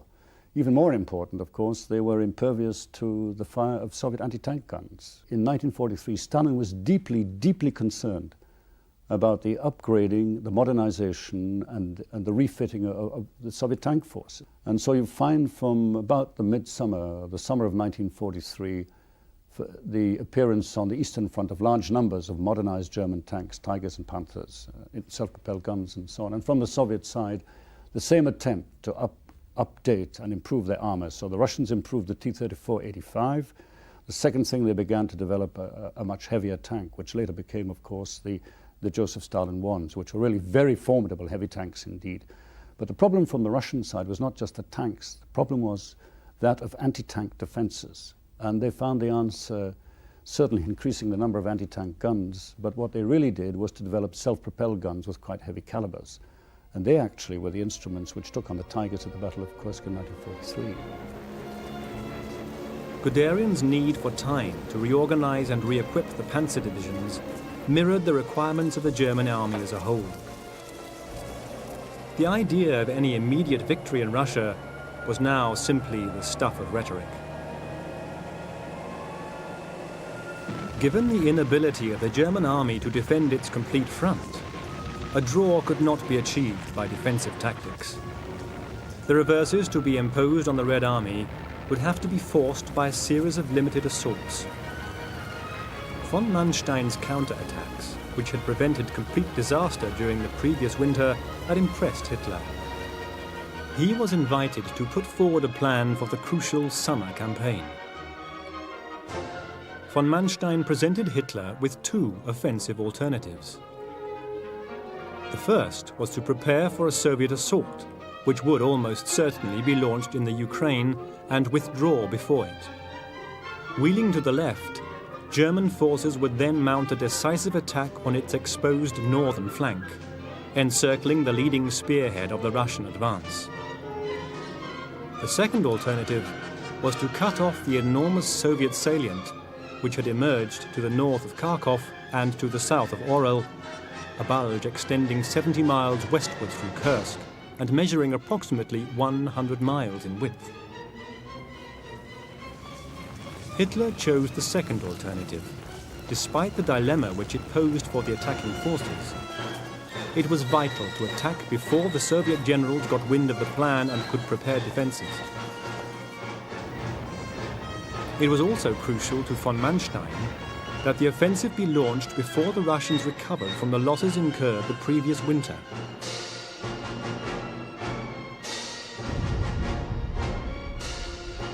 On the other hand, if the attack were to take place in mid-May, as von Manstein insisted, German manpower and equipment might not be sufficient to ensure victory. Hitler's intention certainly was to strike the decisive blow on the Eastern Front. This was to destroy the Red Army completely, to destroy its armored forces, to break through, to take Moscow, and this was to be the final decisive blow on the Eastern Front. In terms of the force that the Germans assembled, in terms of their armored troops, in terms of their battle-tested, thoroughly professionalized, very capable divisions. If you look at it in terms of military statistics, then the chances were very much, I would have said, in favor of the German army. It had done it before, it could do it again. But this is not to say, of course, that that's the way the operation itself went. But in terms of the command, in terms of the competence, in terms of the armor, in terms of the experience, and indeed very possibly in terms of the German estimate of Russian capabilities in defensive actions. And remember, the Russians had never fought a major defensive action on the Eastern Front at all. Then the chances, I suppose, were reasonable, bordering perhaps on a gamble. Guderian was against the operation from the start, arguing that the new Panther and Tiger tanks must be held back until they were available in sufficient quantities to ensure a decisive success. Hitler postponed the date of the attack until July, in the hope that by then the number of new tanks would tip the balance of firepower in Germany's favor. By now, Russian Air Force reconnaissance had improved to the point where Stalin's awareness of German dispositions was comprehensive and generally accurate. He had also managed to infiltrate German headquarters and was supplied with additional intelligence by his spy ring in Switzerland, codenamed Lucy, which had many high-level contacts inside Germany. Stalin's knowledge of German preparations was so precise, he even knew the date chosen by Hitler for the launch of Operation Citadel. Kursk is a salient. It's very large, and it was a large arrow, really, sticking right into the German center. You had the northern face and the southern face, and across it you had the town of Kursk, of course, at the center of this. And the Russians, the Soviet command, for the first time decided to fight a major, sustained, deliberate defensive battle. They had never done this before. Stalin had no confidence in the Red Army fighting defensively. He always wanted the Red Army to fight offensively and offensively and offensively. No matter what the casualties were, what the losses were, the Red Army must always attack. And even on the eve of Kursk, he was tempted to try a preemptive Soviet first strike, as it were, and was dissuaded from this, partly by Zhukov and partly by others who said, look, let us now proceed with the defensive measures we have put in train. Stalin, advised by Zhukov, prepared patiently and thoroughly for the German advance. The Soviet lines consisted of 6 belts of defenders composed of anti-tank posts, thick minefields, and 3,000 miles of trenches supported by 3,000 tanks and 20,000 guns. The general Soviet system was this. They had really 3 lines of defenses. There was the first line, of course, which was really to break up the German attack. The second line, which hopefully would in fact enable them to bring their anti-tank defenses to bear. And the last line, of course, was really this was where the battle or the engagements would be conducted, and you would break up and generally deflect the German attack as such. And this went all the way down from corps level, indeed from army down to corps, down to division, down to regiment, to battalion. Each had its own defensive sectors. So it really was a colossal undertaking on a scale, I think, which really taxes the imagination. With every passing moment, the successful outcome of the Kursk offensive grew more necessary for Hitler. German morale, depleted by the failures at Stalingrad and in the Caucasus, was now further undermined by defeat in West Africa. Hitler's inability to adequately supply Rommel with men and materials led to disaster at Medellin in March, and the eventual collapse of the Axis African forces in May. By June, southern Europe lay totally exposed to the threat of Allied attack. In Britain, the RAF and the American Air Force prepared to launch massive bombing raids against German industrial and civilian targets as a prelude to invasion from the west.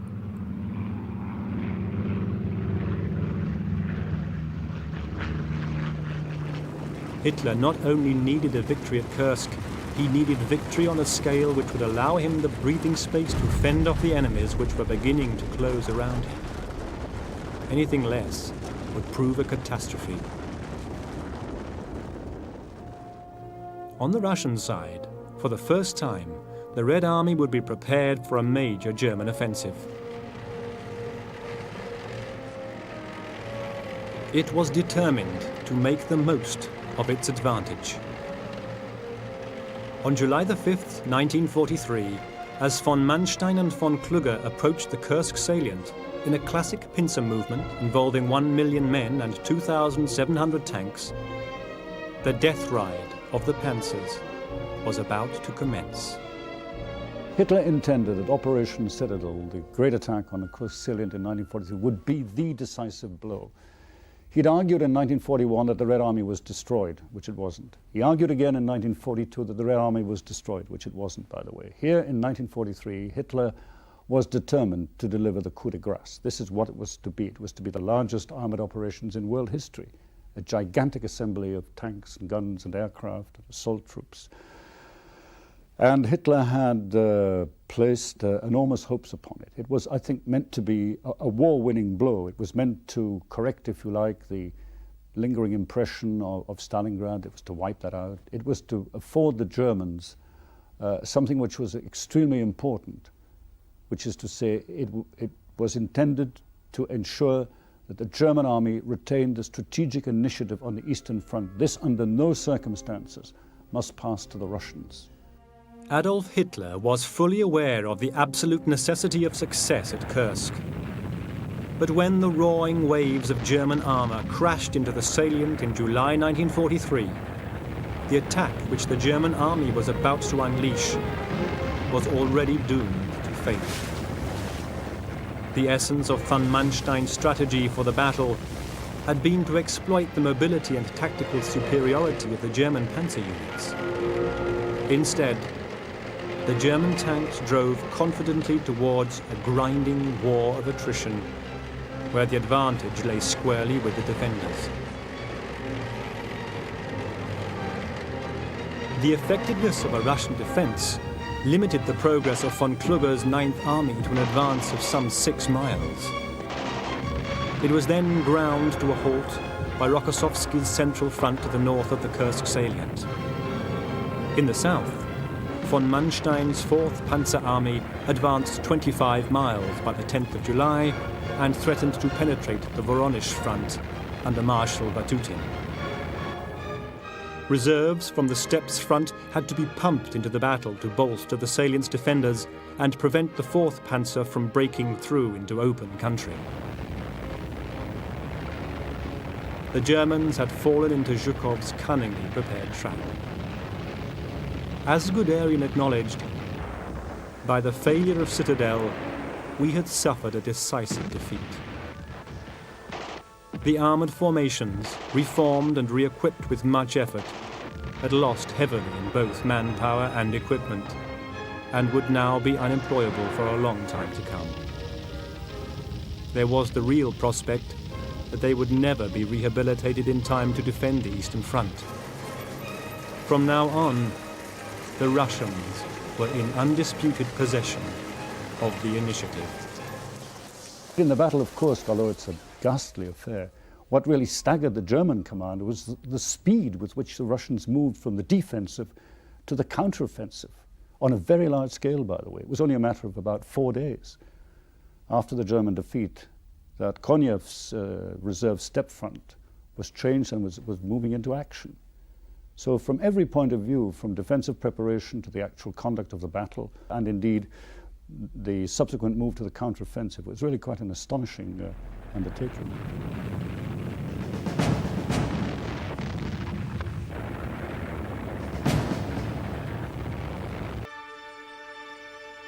Adolf Hitler was fully aware of the absolute necessity of success at the Battle of Kursk. He needed a success to re-establish the month lost in the disaster at Stalingrad.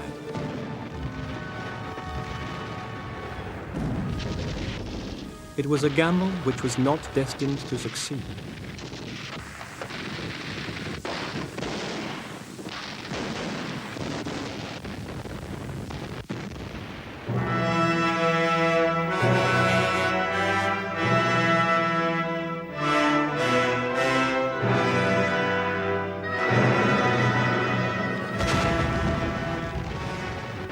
In the north, the effectiveness of a Russian defense limited the progress of von Klunger's 9th Army.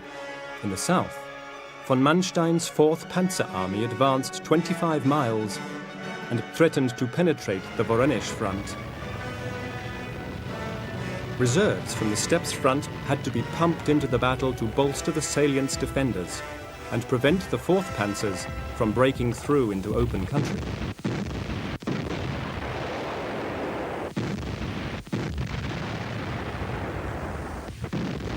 They succeeded, and the Germans had fallen into Zhukov's trap. From now on, the enemy was in undisputed possession of the initiative.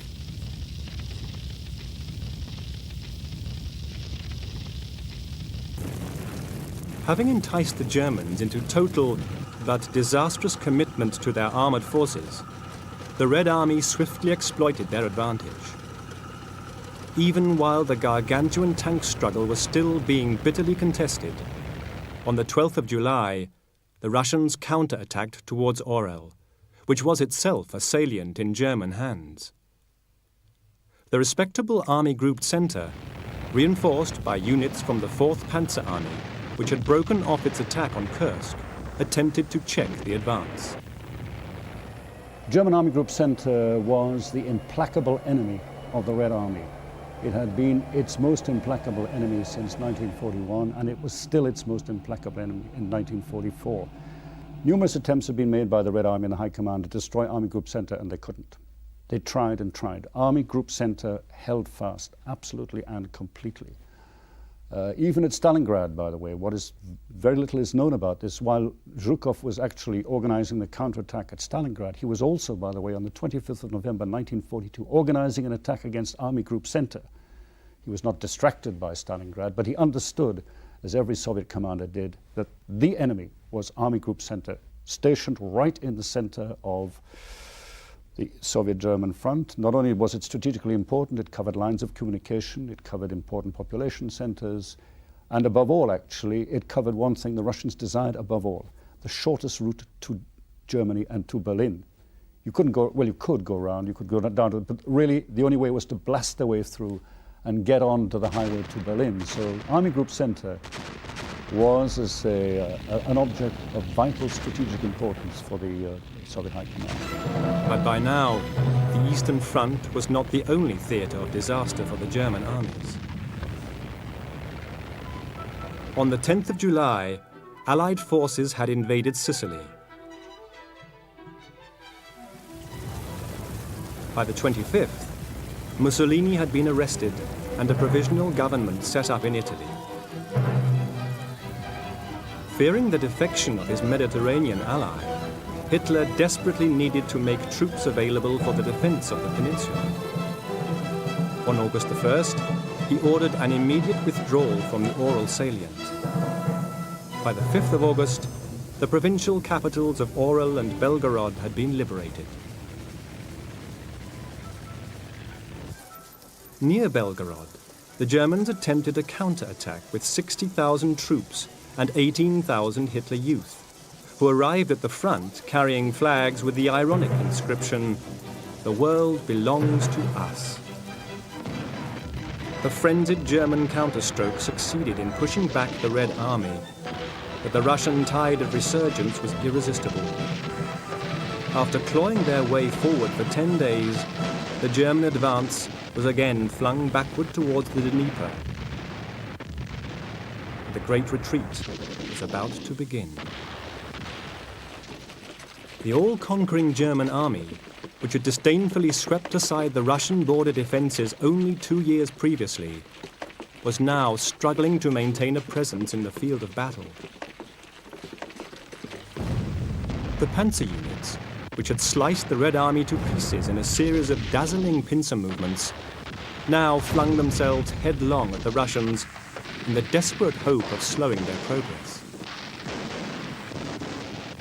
For the ordinary German soldiers, the notion of victory ceased to have meaning. The survival of themselves and their immediate comrades became the central concern of their lives. The situation in 1944 for the German army in the east looked catastrophic and was catastrophic. They had lost Army Group Center.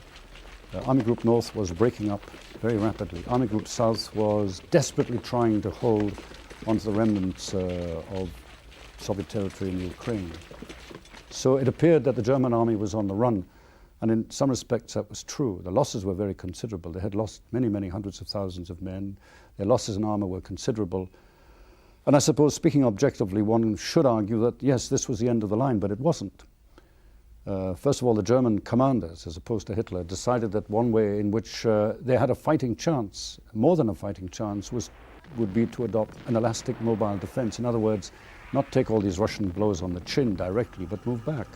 Then there was a reasonable chance that the German army in the East would, A, be able to survive, and even more important, what it would be able to do would in fact to be able to establish, if you like, some form of coherent defensive line, certainly further to the west, but against which very possibly the Red Army would throw itself and finally exhaust itself.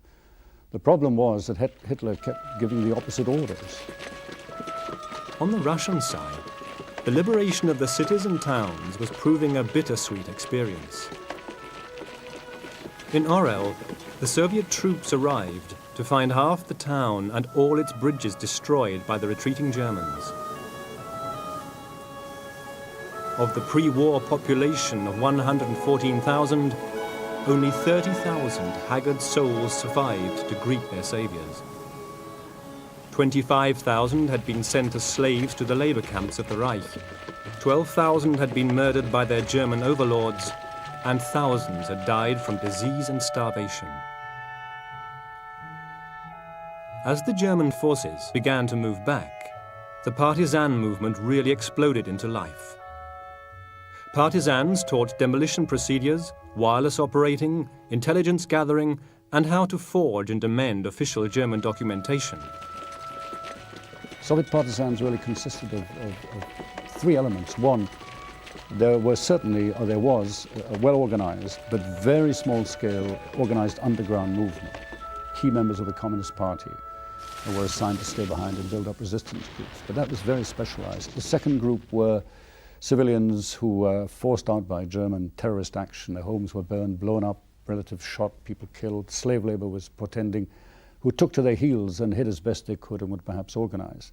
The third part, of course, was, as I've said earlier, that the German army surrounded very large numbers of Red Army troops in 1941. You had encirclements of 300,000 men. Not all of these men were taken prisoner and gradually broke up, hid, were able to establish themselves as, if you like, small independent combat units, and would either get in touch with the local population to see what could be done, or in fact a form of partisan organization was built up, very primitive, but nonetheless in existence. But gradually, by 1944, the Soviet partisan movement had become very substantially organized and emplaced and was conducting its operations more or less in coordination with the Red Army. That was certainly the case as the Red Army crossed the Soviet frontiers and then had to make use of, certainly of partisans, yes, for scouting, for intelligence, for support.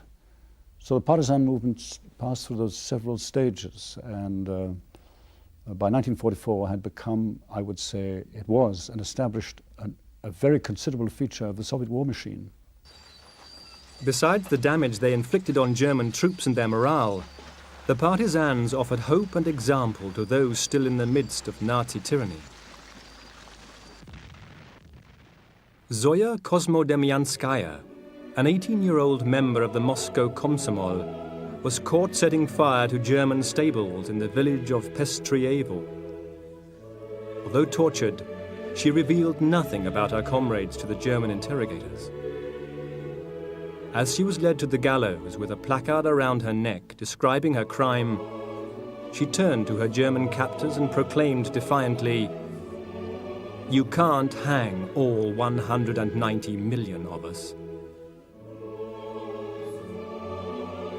The story of Zoya was circulated widely, and she became a national heroine.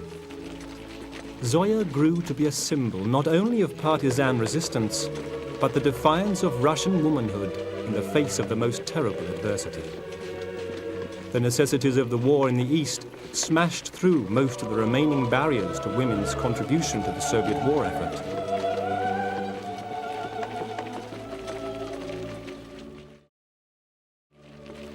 Despite the suffering which the German invasion had brought about, the people of the Soviet Union had taken everything that the Germans could throw at them, and the nation had held.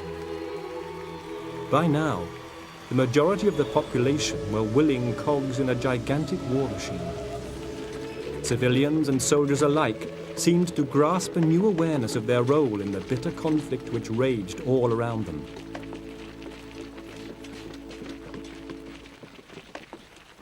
The mood of the retreating Germans was one of intense frustration and manic desperation. Each man knowing he was staring death in the face.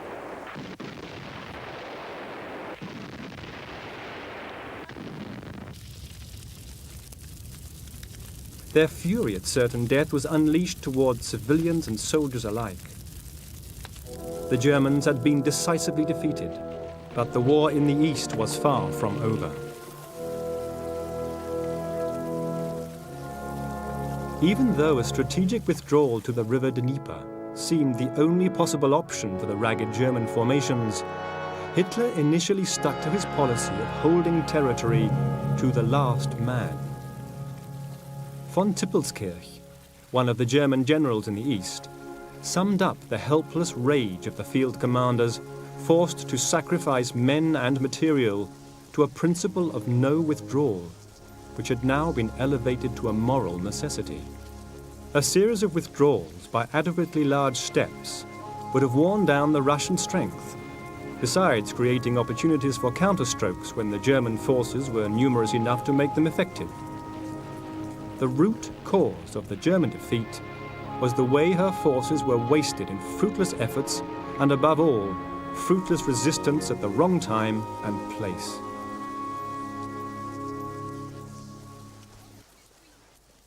By the 23rd of August, Kharkov was once again in Russian hands. By the 30th, Taganrog had fallen. The capture of Donbass was followed by Novorossiysk, and by the 25th of September, Smolensk had also been retaken. The waters of the Dnieper represented the only possibility of regrouping the decimated German divisions. For the pursuing Red Army, the liberation of the towns and villages east of the Dnieper continued to fill the hearts of its soldiers with a succession of contrasting emotions. The scenes of devastation and cruelty on a scale never even considered before. Pits full of dead children and the starved remains of whole families could only make their determination to totally crush their opposition complete.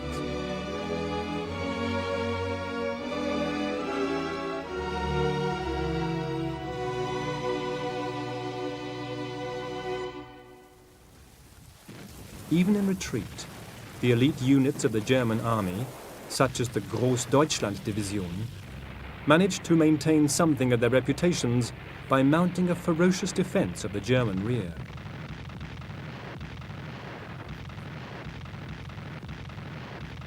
But the Dnieper was not to prove the refuge the battered German troops had been promised. Even as their defensive perimeter finally withdrew to the river's edge, they found the Russians already established there. Goaded onward by their commanders, by the atrocities they had witnessed, and the prospect of sweeping the enemy from the motherland, the Russians dispatched the German rear guard and immediately prepared to continue their pursuit. Between the 22nd and 30th of September, the Russians had forced numerous crossings of the 300-mile stretch of the river between the Pripyat marshes and Zaporozhye. Further south, by the 23rd of October, Zaporozhye and Melitop were taken by the Russians, and the 17th Army was isolated in the Crimea, reducing the dwindling strength of their eastern forces by a further 250,000. To the north, Kiev fell on the 6th of November, threatening the northern flank of Army Group South's defense of the Dnieper Bend. This Soviet pressure continued throughout November and December. Despite von Manstein's pleas to abandon what was now a vulnerable salient, Hitler remained adamant that the Dnieper Bend was to be held at all costs.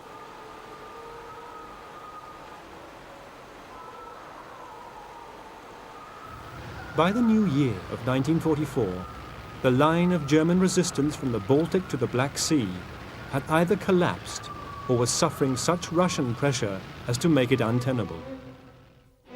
In Italy, the Allies had landed on September the 3rd and were battling their way up the peninsula. Back in Germany, the Reich was being subjected to destruction from the air on a scale never before experienced by any nation abroad. In the first major blow against Hamburg, 30,000 people perished in a series of raids which left many more scarred and burned. The noose around Germany was tightening rapidly, and the new year on the Eastern Front offered no relief from the process of strangulation. By January the 2nd, the Russians had advanced north of Kiev and were now just 18 miles from the Polish border. On the 14th of January, the offensive which came to be known as the liberation of Leningrad was launched. Soviet forces smashed through the German defensive positions around the city, clearing the territory southwards as far as Novgorod. On the 17th of January, the besieged city was finally liberated. Leningrad had endured 900 days of isolation and unbelievable hardship. 1 million people had died. From the point of view of the Leningraders, the lifting of the siege of Leningrad could not really have come a day too soon. Remember, it was 900 days of starvation, bombardment, hunger, death, privation, even now, as the Russians admit, days of cannibalism. So rations were down to very little. There was malnutrition, fortunately, there was very little disease. I think many people explain that thanks to the climate. It was very cold. But nonetheless, this was a city which had really suffered so dreadfully and appallingly. People were falling dead at their desks or at their workshops or at their places of work. There was a problem with children. Although many civilians had been evacuated, including civilians, there was still a large urban population. So the lifting of the siege of Leningrad was also very important militarily, because really what the Soviet command wanted to do, and it was crucial to the Soviet command, was to break the power of Army Group North, which in fact that was the German Army Group holding Leningrad, and indeed the western approaches of the Soviet Union and the Baltic states. So releasing Leningrad and then once again striking into the rear of Army Group North did two things. Yes, it liberated Leningrad. It gave the Russians an important psychological boost, but even more important, it pushed this army group away. And again, it gave the Soviet command access to the Baltic states, which was yet another route into the west, which was obviously the main direction of their strategic strike. On the 4th of March, the northern flank of von Manstein's Army Group South was pierced by the 1st Ukrainian front under direct command of Marshal Zhukov. By the 7th, after advancing 100 miles, the Russians were astride the Warsaw-Odessa railway line, and by the 28th, Nikolaev on the Bug had been captured. Further south, the river Dniester was crossed, and Kherson, at the mouth of the Dnieper, overrun. By April, the Red Army's overstretched supply lines and the spring floods dictated an end to what was now being named the Mud Offensive.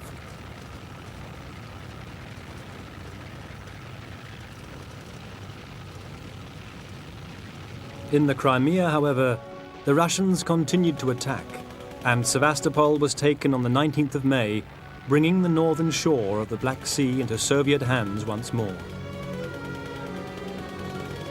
While the Russians were threatening the southern sector of the Eastern Front with collapse, events were unfolding off the south coast of England, which would completely alter the complexion of the war in the East. The long-awaited Second Front was about to be created. Until now, the Allied practical support had been limited to sending vehicles to support the Russians. What happened was Great Britain and the United States sent the Soviet Union during the war about 22,000 aircraft and about 12,000 tanks. Well, when you consider the fact that the Russians produced 106,000 tanks during the war, then therefore our tank supplies were roughly somewhere about 10%. Though they were used actually But I think the Russians found the tanks not very much use. I mean, they weren't like the T-34. They weren't fitted for operational conditions of the Eastern Front. But clearly the important thing from the Lend-Lease point of view was the 400,000 vehicles that we delivered to the Red Army. It made the Red Army mobile. Jeeps, Studebakers, the whole panoply of motor transport. That gave the Red Army a degree of mobility, which was extremely important. Certainly, once the Red Army started to move westwards, that is after, or slightly before, but certainly after the Battle of Kursk, the Red Army was not only an army of tank armies, it was also, from that point of view, a highly mobile army. Now, in addition to supporting the Russians with supplies, the Allies were about to make a real contribution in the field. A fleet of over 5,000 vessels had been gathered together for the invasion of France.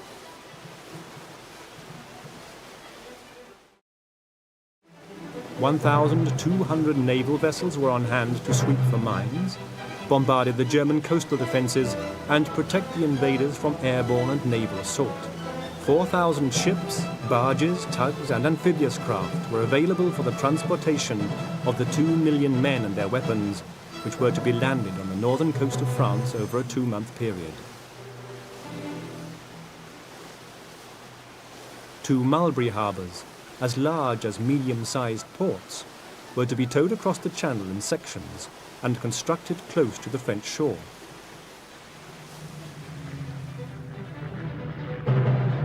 In the air, 7,500 aircraft were mustered for the direct support of the invasion.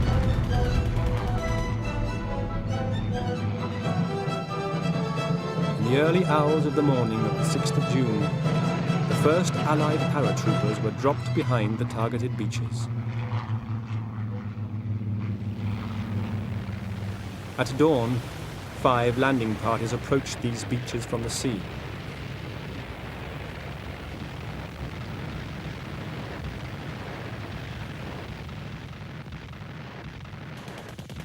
By the first week in July, 1 million Allied soldiers had been landed.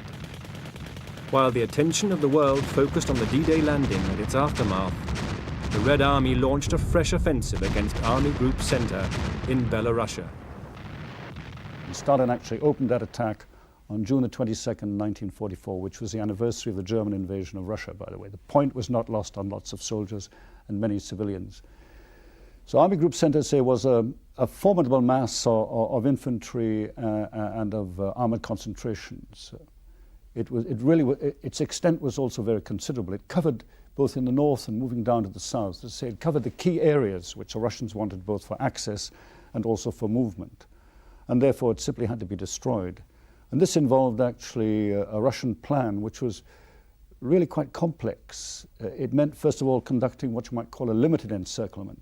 First of all, to encircle the nearest German armies and then break them up.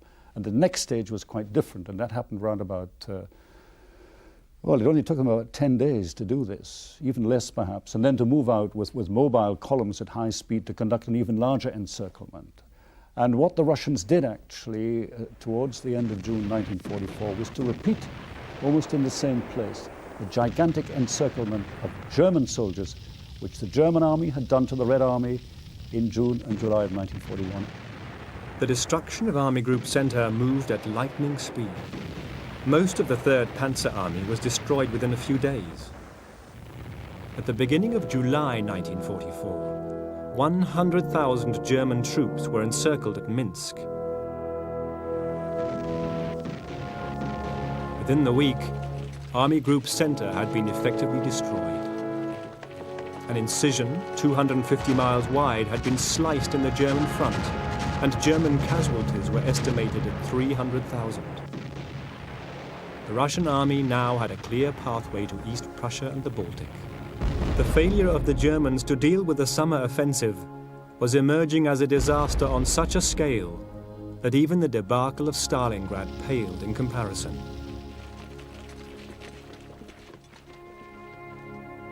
The war correspondent Alexander Wert reported from the Russian capital. In Moscow today, all hearts are filled with joy. The new places now being captured by the Russians are in distant Lithuania or in western Belorussia. Division after division has been encircled and wiped out, hundreds of thousands killed, and about 100,000 taken prisoner. The score of generals captured is about 25. Of these, 100,000 or so prisoners, 57,000 were paraded throughout the streets of Moscow with their generals at their head. The Germans had finally arrived in Moscow.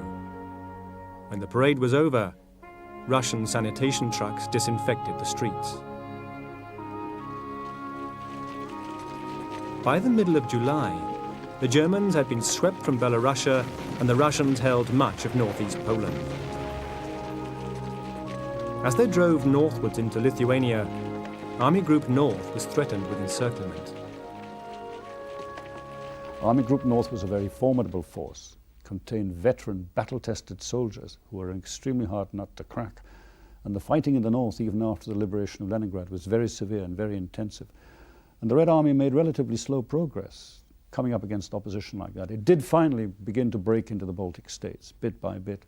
But that fighting went on largely until about March 1945, which shows you the nature of that resistance and the very considerable importance of that corridor which led westwards and northwestwards. South of the Pripyat Marsh, the Russians were making faster progress. Army Group North Ukraine were flung back beyond Lvov and Lublin. By the end of the month, units of the Red Army had reached the Vistula and were attacking the Warsaw suburbs. On the 1st of August, the Polish Home Army Command in London, anxious that the Polish capital should not fall into the hands of the advancing Soviets, ordered the Warsaw partisans to rise against their Nazi oppressors. It was to prove a tragic mistake. The 20,000 insurgents held only enough ammunition for 7 days' fighting. By the end of the battle, after 2 months of bitter struggle, 9/10 of the city had been destroyed, 200,000 people had been massacred, and the rest deported to extermination camps.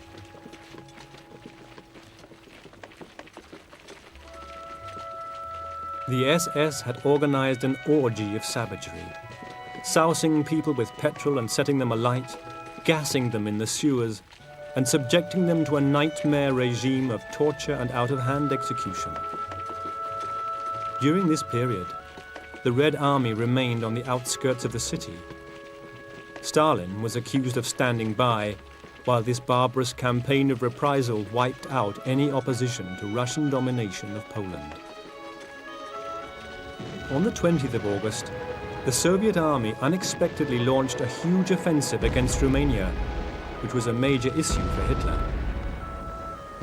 Hitler was obsessed with the southern flank. He maintained that if it was at all possible to destroy Soviet access to the oil fields, if it was possible, if you like, to cut the lifeline of the Soviet Republic, then in fact the war would come quickly to an end. He was intent, he said actually, that one of his main objectives was to seize the oil of the Caucasus. And even in 1940, that is long before the German invasion of Russia, Hitler had taken great care to send a very powerful German military mission to Romania and to make absolutely sure that the Romanian oil fields were heavily protected. So his concern, if you like, for the economic potential of southeastern Europe, which obviously involved Romania, was very important. And it had a political importance as well. This was to show, for example, that this wasn't just a German invasion of the Soviet Union. It was, in fact, the Axis in action. And if you look at the composition of the forces which invaded the Soviet Union, they included Italians, they included Slovaks, they included, there was a Spanish element as well later on. There were Romanians, there were Hungarians. So from that point of view, it was, I think, if you like, in Hitler's terms, a kind of multinational political and military crusade which he was both organizing and which he was intending to commit in what was his own crusade for the elimination of what he called Jewish Bolshevism. By the 23rd, 20 divisions of the German 6th Army had been encircled in a giant pocket between the rivers Dniester and Prut, an action which was admired by the eminent military historian Ziemke, who noted, "In executing their breakthroughs, the Russians showed an elegance in their tactical conceptions, economy of force and control that did not fall short of the Germans' own performance in the early war years. The effect of these reverses on Hitler was catastrophic. Increasingly, he retreated into a semi-fantasy world, which did not correspond to the realities of the battlefield. It seemed that he hoped to hide from the public eye until he could once again force events to conform to the pattern he had enjoyed until 1942. So he continued to hide himself away in his headquarters, embarrassed to face up to the hollowness of his boasts. Hitler's ostensible reason for shutting himself away was the demands made on him by the war. In reality, he was hiding from the humiliating pattern of failure. The commanders in the East, nevertheless, had to deal with the orders of this shambling reclusive, who was now a pathetic shadow of the decisive, intuitive and supremely arrogant leader who had launched Operation Barbarossa. Stalin sent the Red Army of Liberation northwards. And by the 31st of August, Bucharest had been entered. An essentially communist government was formed, and Romania was compelled to ratify its 1940 loss of territory to Russia. It was also forced to pay the Soviet Union a financial indemnity and use its army to fight against its erstwhile allies. The Red Army had advanced 250 miles in 12 days. In the next 6 days, it dashed a further 200 miles to the Yugoslav border at Turnu-Severin. From here, the Soviets launched a giant flanking maneuver against the Axis defenders of Hungary. By the 24th of September, the southeast salient of Hungary had been removed, and the Russians had advanced to within 100 miles of Budapest. From a strategic point of view, the whole of that southeastern area was of great importance, and its importance was no more dramatically demonstrated than in the summer of 1944, when Romania defected from the Axis alliance, from the German alliance. And what happened then was the whole of not the southern wing, but the southern front began to cave in. In other words, Hungary and Romania were, in many respects, a strategic buttress, if you like, or a strategic glacis, which were very important to Hitler. And signs of disaffection after the defeat of and destruction of Romanian armies at Stalingrad, or the Hungarian armies, signs of disaffection in southeastern Europe, I think were more than slightly alarming to Hitler. I mean, the realization that, if you like, the structure of his alliance and the nature of his military organization, that is in strategic terms, was beginning to crumble. Further south, the Yugoslav capital, Belgrade, was liberated with the aid of the Yugoslavian resistance under Tito. Bulgaria, until now at war only with Britain and the United States, was pressurized by Germany into declaring war on the USSR as well. 4 days after this declaration of the 5th of September, the Bulgarians surrendered. Further west, Slovakia, formerly a co-belligerent of Germany, had been in a state of upheaval since the previous year. A general uprising began in the second half of 1944, but a Russian advance, which began in September, was held up in the Carpathians by stiff German resistance and failed to reach Slovakia before the middle of October. By then, the 65,000-strong uprising had been quelled. The, by now, sickeningly familiar results of Nazi barbarity greeted Russian liberators, and more than 200 mass graves had been filled with slaughtered Slovaks. In the north, an armistice was concluded with Finland, and the Germans driven back into Norway before climatic conditions put an end to the fighting there. The Baltic states of Estonia, Latvia and Lithuania were overrun, and the German Army Group North isolated in the Courland Peninsula. By January 1945, with all German troops finally driven from the holy soil of Mother Russia and Stalin in control of the Balkans and the Baltic states, the Red Army prepared for its final drive towards the Reich. Between June and November, the German army in the east had suffered over 1 million casualties, 214,000 killed, and 629,000 missing in action. Another approximately 600,000 men had been seriously wounded. 1944 had proved Germany's most disastrous year of the war in the east. 106 divisions had been destroyed, 3 more than the total number mobilized in September 1939. German intelligence estimated that in the assault on the Reich, the Red Army would possess a superiority of 11 to 1 in infantry, 7 to 1 in tanks, and 20 to 1 in guns. Hitler dismissed such estimates as bluff. On the 12th of January, the Soviets launched their expected offensive from the Vistula against the German Central Front. The 70 divisions of Army Group Center and Army Group A were pierced over an area of 200 miles, and almost 200 divisions of the Red Army poured through the breach. By the end of the month, Soviet forces reached the lower reaches of the River Oder and were now only 40 miles from Berlin. The remnants of Army Group Center had been encircled in East Prussia. Falling back on the ancient city of Königsburg, they pathetically attempted to carry out Hitler's order to defend the region to a man. The Soviet tide was finally halted on the line of the River Oder and Neisse in February. But the limited German counterstroke was merely postponing the inevitable. A fresh Russian offensive in Hungary progressed to the borders of Austria by April the 1st, and 6 days later, the outskirts of Vienna were coming under Soviet fire. Hitler was not a German, he was an Austrian.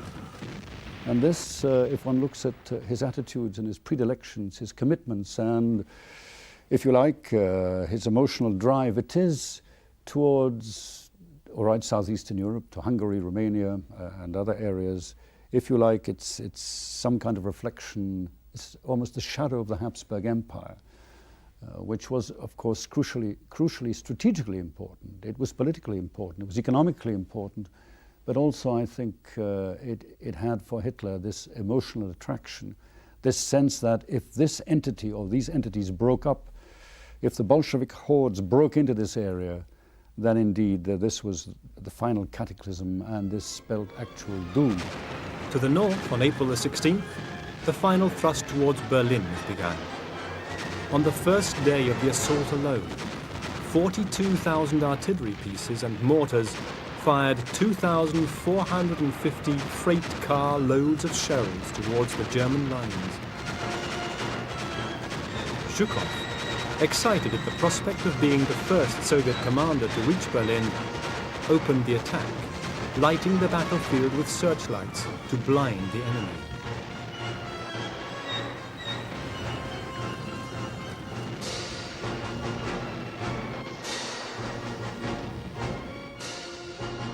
Having retreated to the capital, Hitler alternated between vitriolic outbursts about betrayal and demonic delight in the Holocaust which was descending on Germany. In the words of Albert Speer, he deliberately attempted to make everything perish with him.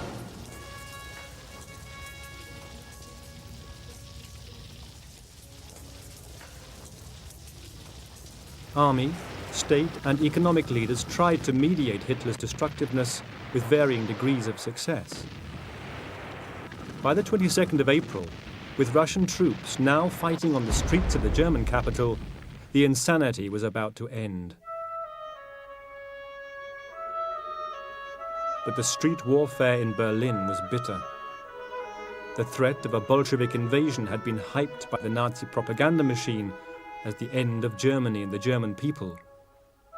Even in the last chaotic days of the Reich, there was a common joke. Enjoy the war while you can. The peace will be terrible.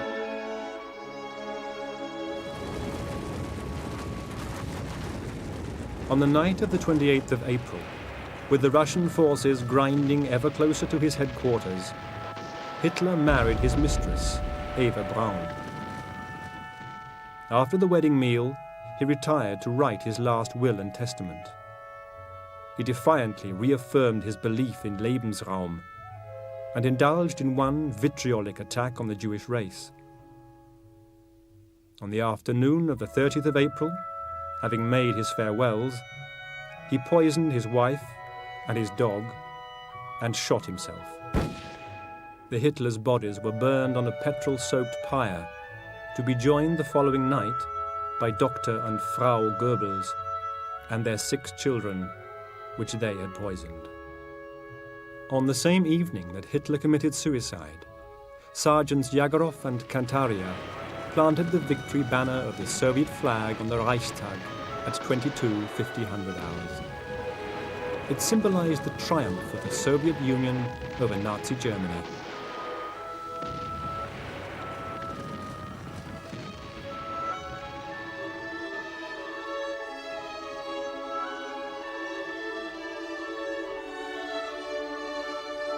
But the cost had been horrendous.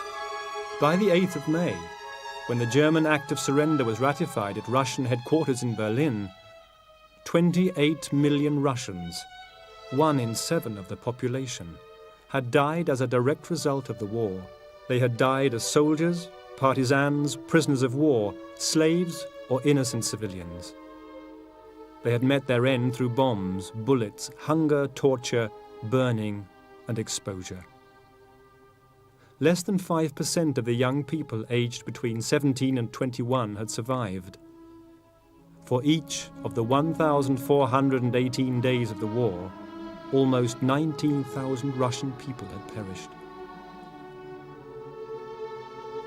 The German invaders destroyed or burnt 1,700 towns and more than 70,000 villages and hamlets, decommissioned 60% of the steelworks and 60% of the coal mines, destroyed 65,000 kilometers of railway lines and 4,100 stations, 36,000 communication centers, and tens of thousands of state farms. They looted and demolished 40,000 medical establishments, 84,000 schools, and 43,000 public libraries. 25 million people had been left homeless. But in the end, the Germans had been defeated.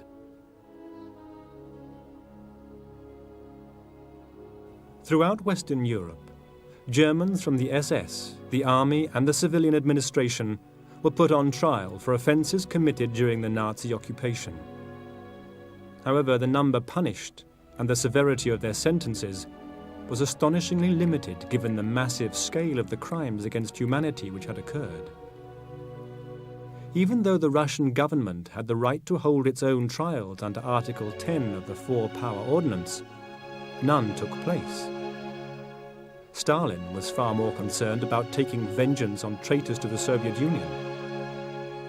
Some 250,000 prisoners of war, now in Allied hands, were Soviet citizens who had been captured in German uniform.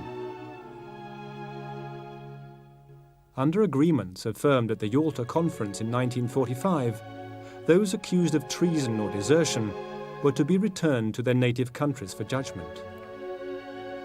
Those who had fought for the Germans were now forcibly repatriated.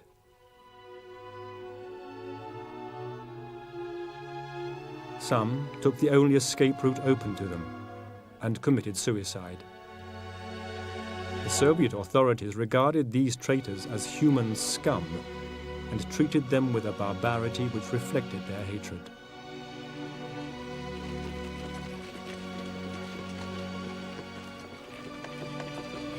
Another 2.25 million Russian prisoners of war had been captured during the occupation or had surrendered on the fields of battle. Tragically, Russian administrators seemed to view their very survival as an act of treachery.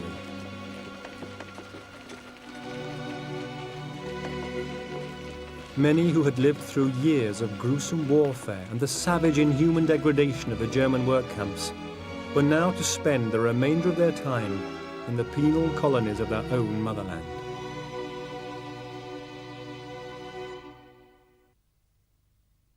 Inside Russia, the pre-war status quo was rapidly re-established and strengthened. The cult of Stalin as a personalization of victory ensured that his position as dictator of an authoritarian, centralized society was unassailable. The reforms and liberalizations which had occurred during the organized chaos of the war years were gradually retracted. Religious toleration, a greater modicum of democratic involvement in civilian administration, and the virtues of individual and collective initiative became incompatible with the need for the entrenched elite to control all aspects of social development. But none of this should detract from the awesome achievement of the Soviet people. Through their bravery, their labor, and their sacrifice, they managed to halt and eventually crush a seemingly invincible war machine which, with chilling efficiency, had conquered almost the entire Western European continent in a matter of months. They annihilated a German army which had unleashed in its wake a regime of apocalyptic terror, a tyranny which had turned vast tracts of Europe into a surreal playground of sadists and perverts.